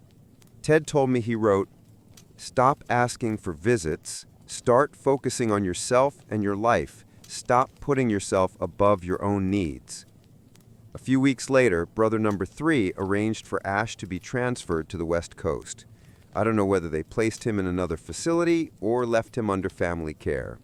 His mother, along with brothers 5 and 7, came to pack his things and move him officially. Afterward, Ash lived with his mother, and brother number 2 was put in charge of making sure he continued treatment, and I'm pretty sure he still does. When Ted went west to deal with family stuff, it was rough for him. He met with some of his brothers, maybe not all, but definitely the ones most involved. According to Ted, brother number 3 shared some insights from Ash's doctors. They said Ash had suffered a psychotic episode and remained in treatment afterward. I never heard the full diagnosis, but Ted said the therapists had gone deep into their childhood, their family dynamics, and especially how Ted's overprotectiveness had fostered an unhealthy attachment. When Ted told me all this, he sounded detached, like he was talking about strangers. Maybe that's how he copes. Many of you asked what could have happened to Ash to make him the way he was. Here's part of it. I won't say which brothers did what. You can fill in those blanks yourself, but yes, most of your guesses were disturbingly close to the truth. Beyond the usual bullying, beatings, humiliation, mockery, there were far worse things. They locked him in closets, stole his clothes, left him outside overnight, blocked all the bathrooms so he'd wet himself. They threatened him with weapons, abandoned him miles from home and made him walk back in any weather. They put him in diapers, tied him up, dragged him around on ATVs, poured water on him and left him freezing. They even sprinkled itching powder in his underwear. It's horrifying, isn't it? I know siblings fight, but this was beyond cruelty. What could he possibly have done to deserve that? It doesn't excuse what Ash later became, but it explains a lot, especially his deep resentment toward women. In his mind, women were weak, useless. His mother hadn't protected him, so how could any woman? And his brothers had kept him isolated from any girl who showed him interest. That's how his twisted attachment to Ted formed. Ted was the only one who ever defended him, and we all know how that ended. Now Ash is somewhere out west. I hope he stays there. I kept 2 pairs of shoes that Ash had ruined with his disgusting golden shower. Everything else I threw away. One pair was the first thing I ever bought with money from my first internship. They symbolized independence to me. Losing my job, my home, my peace, it all felt like those shoes had lost their meaning. But now as I rebuild my life piece by piece, new home, new job, small steps, I look at them differently. I haven't worn them since that day. But maybe someday I will again, when I finally feel whole. Happy holidays, everyone. I don't know what mine will look like this year, but I truly hope yours are filled with light and peace. Update 5. It's been a long time since I last came here. I'll try to keep this one short. Some people messaged me saying my updates were too long or that I took forever to get to the point. If that bothers you, feel free to skip this. My life isn't meant to be your entertainment. I'm only writing because I've received an incredible amount of kindness and support from people asking how I've been and wanting to know what's new. So if this seems too long, stop reading any time. My story won't change your life anyway, except maybe as something to pass the time. The last time I wrote was before the holidays, And honestly, my plans for them were pretty terrible. I swore I wouldn't sit around wallowing in self-pity, but guess how that went? Yeah, exactly that. I just didn't have the strength to celebrate. My family absolutely loves Christmas. The lights, the laughter, the chaos. I didn't want to bring my mood into it, so I told my dad I'd be spending the day with a friend who'd recently lost her husband. She actually went to visit his parents, and I stayed home with my cat watching movies. Ted called me on Christmas Day, and for the first time, I didn't answer with, "Are you proud of me?" I know a lot of people here will be happy about that. So many of you told me to cut all contact completely. But please understand, I couldn't just erase someone who had been my best friend for 10 years. Later, he texted to ask if I was okay. He said he saw some photos of my sister on Facebook and noticed I wasn't in any of them. I should probably ask my sisters to block him. He adores them, and they still care about him too. Before everything went downhill, Ted was honestly a wonderful person. Even now, he's trying his best. Maybe I'm biased, but he's not the monster people imagine. He's going through something deeply traumatic, too. Facing the truth about what his family did isn't easy. I stared at his message for hours, trying to decide what to write back, and ended up not answering at all. I wasn't doing well, but he's still the one who knows me better than anyone. Our 10 years together weren't wasted. We didn't split because we stopped loving each other. We split because it was what we both needed. I had my family and all of you to lean on.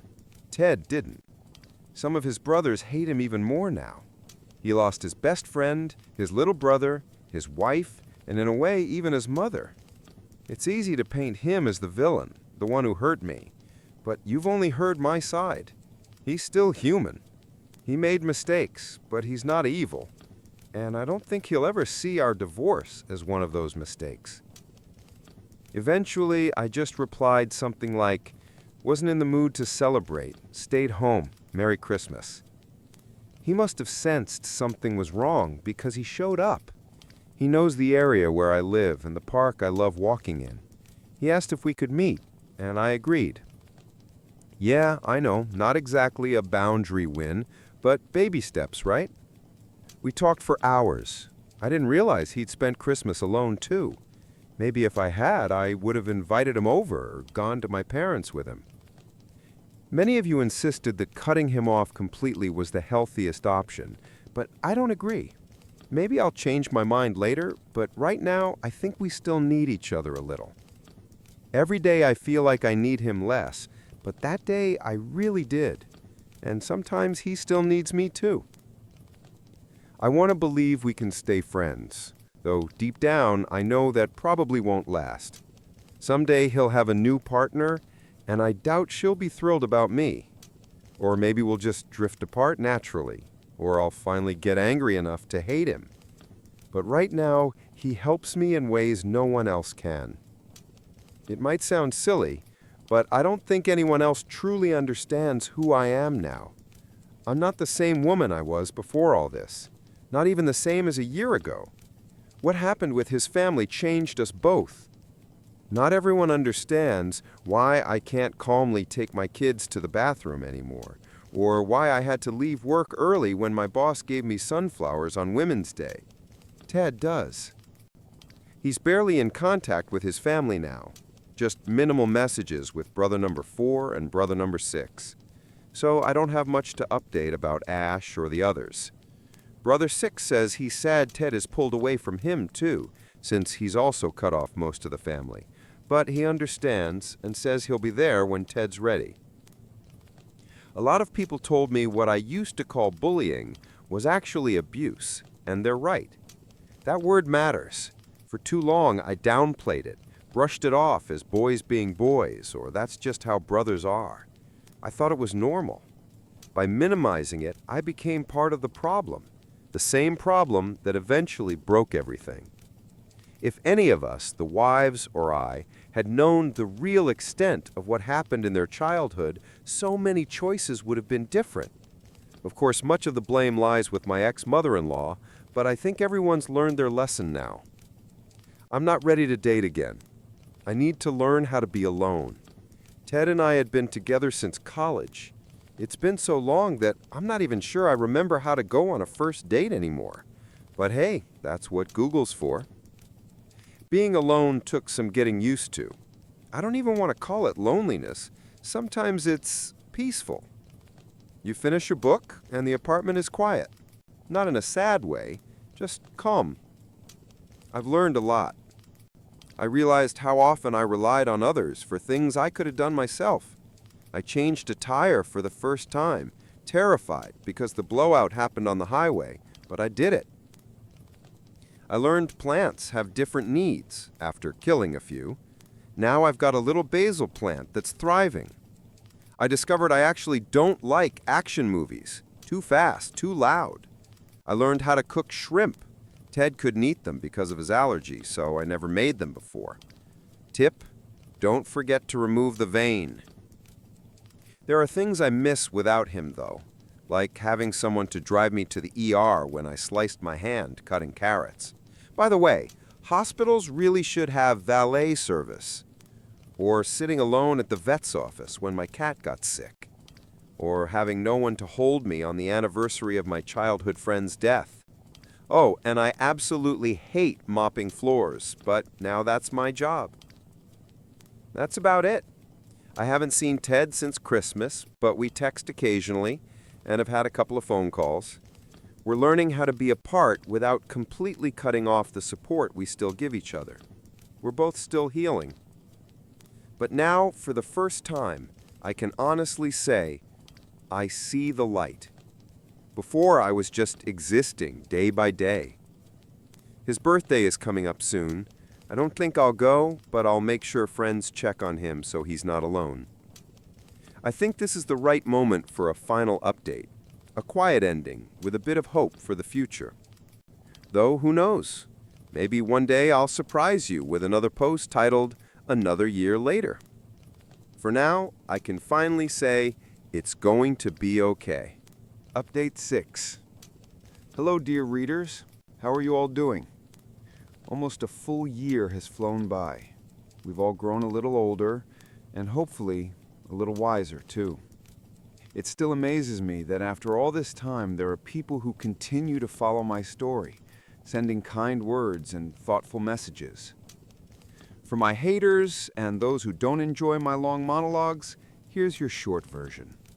I bought a robot mop, my basil plant died, life seemed to finally get better, my ex-husband tried to hurt himself, and now I'm back living with my parents. Following some advice from commenters, I first bought a steam mop. It helped, sure, but I still had to deal with wet floors, and stepping into damp socks has always been one of my biggest annoyances. Then, following other advice, I got a robot mop. I already had a robot vacuum, but had no idea mopping versions even existed. It's perfect. I love it. I set it up before leaving the house, and when I come back, everything's clean and dry. Best feeling ever. My poor little basil plant didn't make it. Totally my fault. I moved it from the kitchen to get more sunlight, and it just couldn't handle the change. I used the last leaves in a pasta salad. Arugula, cherry tomatoes, mozzarella balls, olive oil, salt, and basil. Simple and delicious. Someone gave me miniature roses afterward. I killed those too within a couple of months and finally accepted that living plants and I are not compatible. Life sucks, and then you die. One of my sisters always loved that saying. She sees it as a reminder not to dwell on the bad because life is short. But to me, right now, it sounds painfully literal. I went on a date recently.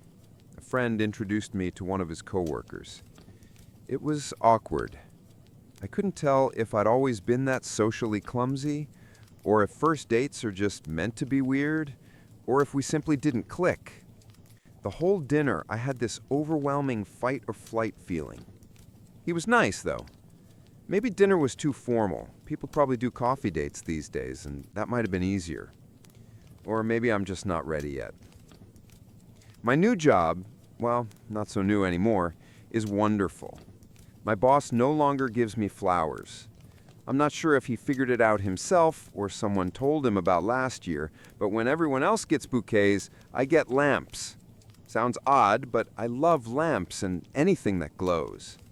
Over the past year, he's given me a cat-shaped nightlight, a string of fairy lights, and a Himalayan salt lamp. He's a genuinely kind person, and I appreciate his thoughtfulness so much. My coworkers are amazing, and for the first time, I feel like my work actually has meaning. I used to have 2 jobs, one for the soul and one for the bills. Now I have one that gives me both, and that feels almost miraculous. Sometimes I regret wasting so many years in places that drained me. So this feels like a win. I know I'm rambling again. It's just hard to know where to start or what's safe to share. And to be honest, it's a bit unsettling knowing some people are still quietly watching me through this account. I don't really care, but it's a strange feeling, like being observed from afar. Ash was a victim of severe abuse growing up.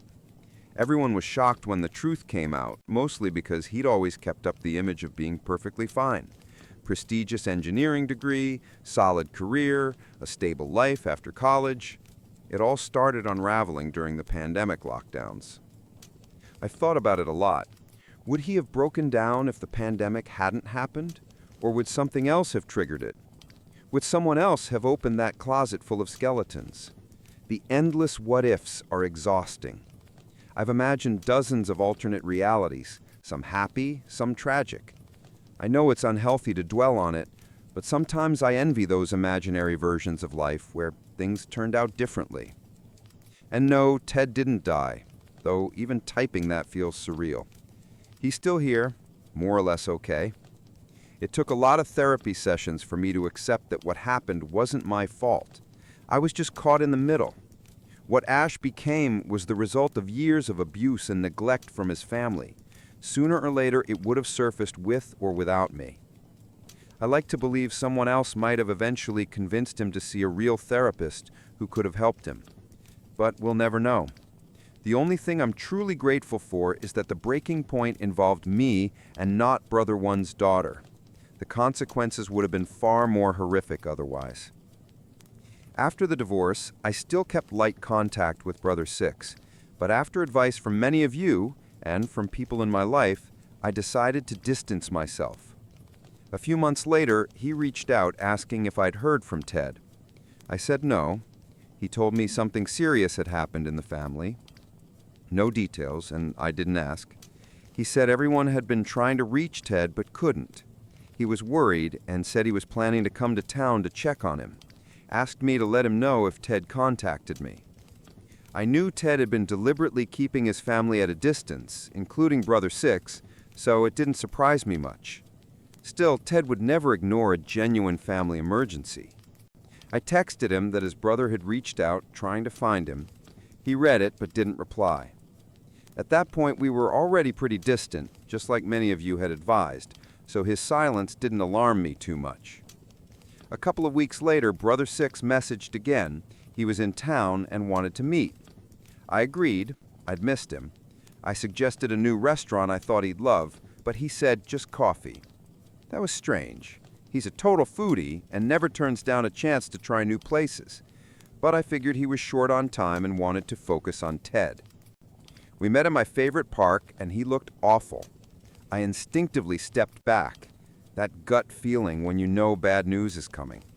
I honestly thought he was going to say, "Ash is back," but instead he looked completely defeated. He told me something else had surfaced in the family. I didn't ask what. I don't care anymore. Sorry to disappoint those hoping for spicy details. I know that's what draws half of you here.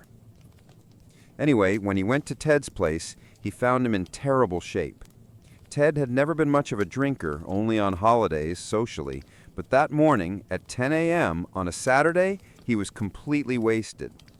His brother stayed with him, sobered him up, and the next day told him about the family matter. He went back to his hotel to grab his things, and when he returned to Ted's apartment, he found him unconscious. He called an ambulance.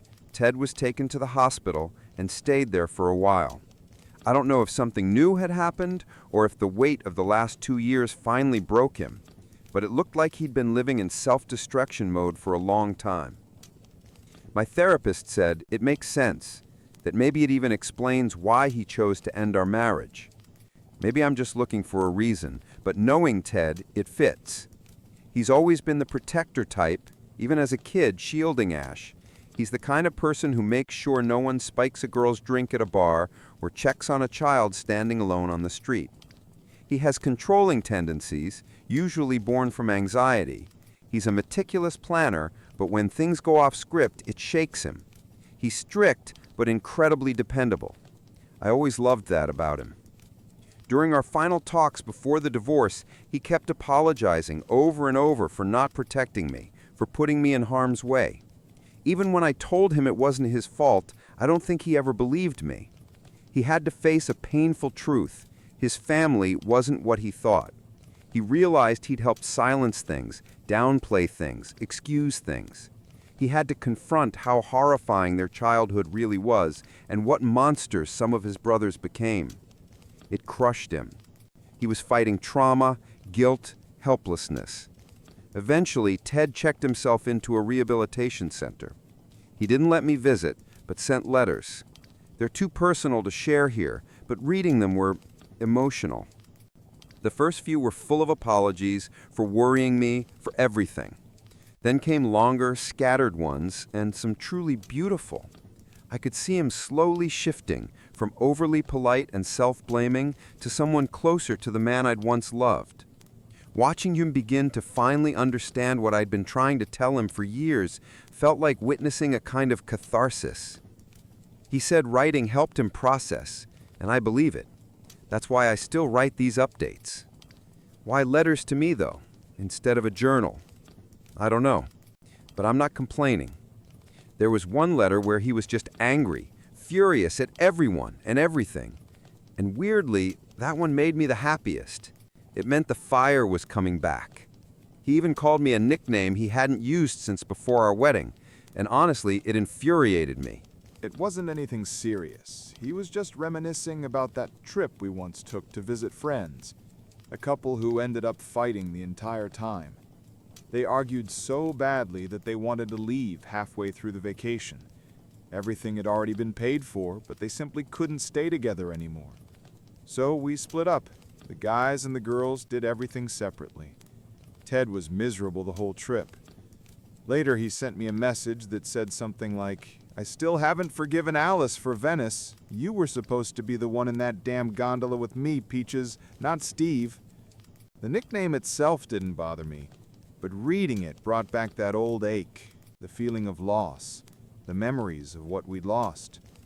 Against his earlier wishes, I replied to the message. That one answer led to us talking again. He wasn't upset that I broke his no replies rule. Maybe he had wanted that all along. We ended up exchanging letters for several weeks, and honestly, it was nice. We never mentioned Ash or his family, not once. Maybe it just never came up, or maybe he was avoiding the topic on purpose. Either way, it felt so good to talk to him again, like we used to. When we first met, we used to chat through Facebook Messenger, and this whole exchange brought me right back to those early days. Silly as it sounds, I still love him. I still miss him. These letters made me feel like I'd gotten my best friend back, even if he's no longer my husband. Ted's back in his own place now. For a while, his brother, number 3, and his wife stayed with him, along with their dog, while Ted recovered. Thanks to remote work, that worked out fine. He's on antidepressants now, has a lot of people supporting him, and honestly, he's doing so much better. He stopped pushing everyone away, but still keeps healthy boundaries, and that's such a good thing. He talks to brothers 3, 4, and 6 again. They were always the closest to him, besides Ash. He still doesn't talk to the rest of the family, though, which is a little sad, especially because I know he loved some of his nieces and nephews deeply. I think he misses them, but keeping his distance is probably the right choice. Funny enough, brother number 6 also doesn't talk to most of the family anymore. He's always been more withdrawn, a bit like Ted and Ash. Maybe he understood more than the others. After everything that happened, he grew closer to brothers 3 and 4. Another small silver lining, I suppose. Ted and I have met up a few times, sometimes at group events, sometimes just to talk. I can truly see the difference in him. He's gained back some weight, his hair looks healthy again, and he doesn't slump his shoulders anymore. Just last week, he finally returned to work after being on medical leave, and I can tell it's given him back his sense of purpose. He was never the type to sit still, so that downtime must have been torture for him. We went to an animal shelter together recently. He adopted an older cat named Socks, probably because of its white paws. Sweet cat, but missing a bunch of teeth. Ted's been trying to rename him Macbeth, but the cat clearly isn't having it. To be fair, Socks doesn't really respond to Socks either, so maybe there's still hope. As for me, I'm still on the East Coast, and 2022 hit us hard. 2 hurricanes slammed into our city, and my apartment got flooded. Whenever a state of emergency is declared, Dad always tells us to come home, so the cat and I were safe, but it was still a nightmare. I don't know if it was the universe sending a message, but remember those 2 pairs of shoes I kept? They were both completely ruined. I tried everything to save them, even spoke with restoration specialists, but they were beyond repair. And it wasn't just them. Half my belongings had to be thrown away, including so many sentimental things. You guys know how attached I am to shoes, even when they've practically turned into biohazards. My poor apartment took a beating. We had to rip out the floors. Mold had already started growing underneath by the time we could even get inside. Most of my furniture was destroyed, all my electronics, even my poor little robot mop. I did have sandbags, but they didn't help much. Insurance covered some of it, but definitely not everything. Filing those claims was its own special kind of hell. In the end, it made more sense to renovate and sell the apartment. I've always hated moving, but this time it hit me harder than usual. Maybe because I had so little to pack.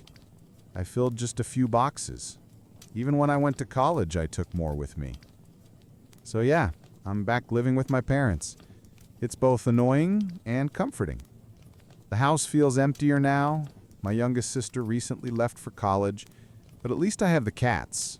And honestly, cats make great company. Right now, I'm finalizing the purchase of a new condo, in a high-rise this time just to avoid another flood. I'll miss the park near my old place, but the new neighborhood is great. Everything's close by, and I could even bike to work, if I ever learn how to ride one. Why can't I? Because Dad was overprotective and convinced we'd all die if we got on a bike as kids. I don't know if it's too late to learn now, but I'm ready to swallow my pride and start with training wheels if I have to. That's where things stand right now. I'm focusing on work and spending more time with my parents. I've planned a trip for March, my first solo trip ever. I'm terrified. Dad used to be the planner, and I have no idea if I'm doing it right. But maybe that's the point, to figure it out myself. I'm even taking language classes for the country I'm visiting, so we'll see how that goes. There's something else I wanted to share, the real reason for this update. Remember how brother number 6 met with me back then to talk about Ted? I was terrified he'd tell me Ash was back. Thankfully, that wasn't the case. But while Ted was still in treatment, a letter arrived at my parents' house. From Ash. For the first time in 2 years, I didn't feel fear. Maybe it's because I'd been exchanging letters with Ted, or maybe I just finally healed a bit. My therapist probably deserves a raise. I even offered, but he laughed and said that's not how therapy works. Anyway, I read the letter. Ash apologized. He admitted to a lot of things he'd done, small acts of aggression, manipulative behavior, things I hadn't even recognized for what they were back then. He didn't try to justify himself, just owned it. He also confessed to a few things I hadn't known about, some of which a few of you actually guessed. The letter was messy, desperate, but I understood why. He apologized for hurting Ted, said he probably understood Ted's pain better than anyone else, that he knew he'd caused irreparable damage and could never be part of Ted's life again. He said that even if he couldn't make amends directly, Maybe acknowledging his mistakes and apologizing to me was his way of honoring Ted indirectly, of trying to atone even a little. One line really stuck with me. "I'm sorry I ruined your marriage, but I don't think I ruined your life. Ted wouldn't have chosen you if you weren't strong." He thanked me for trying, and I really did try in the beginning. I wanted to stay friends with him, but after the incident with the urine, that became impossible. He admitted he'd given up on the idea that anyone but Ted would fight for him, and apologized for never giving me a chance. He said he envied the happiness I brought Ted, a happiness he himself couldn't give, and now regrets that his actions cost Ted that joy.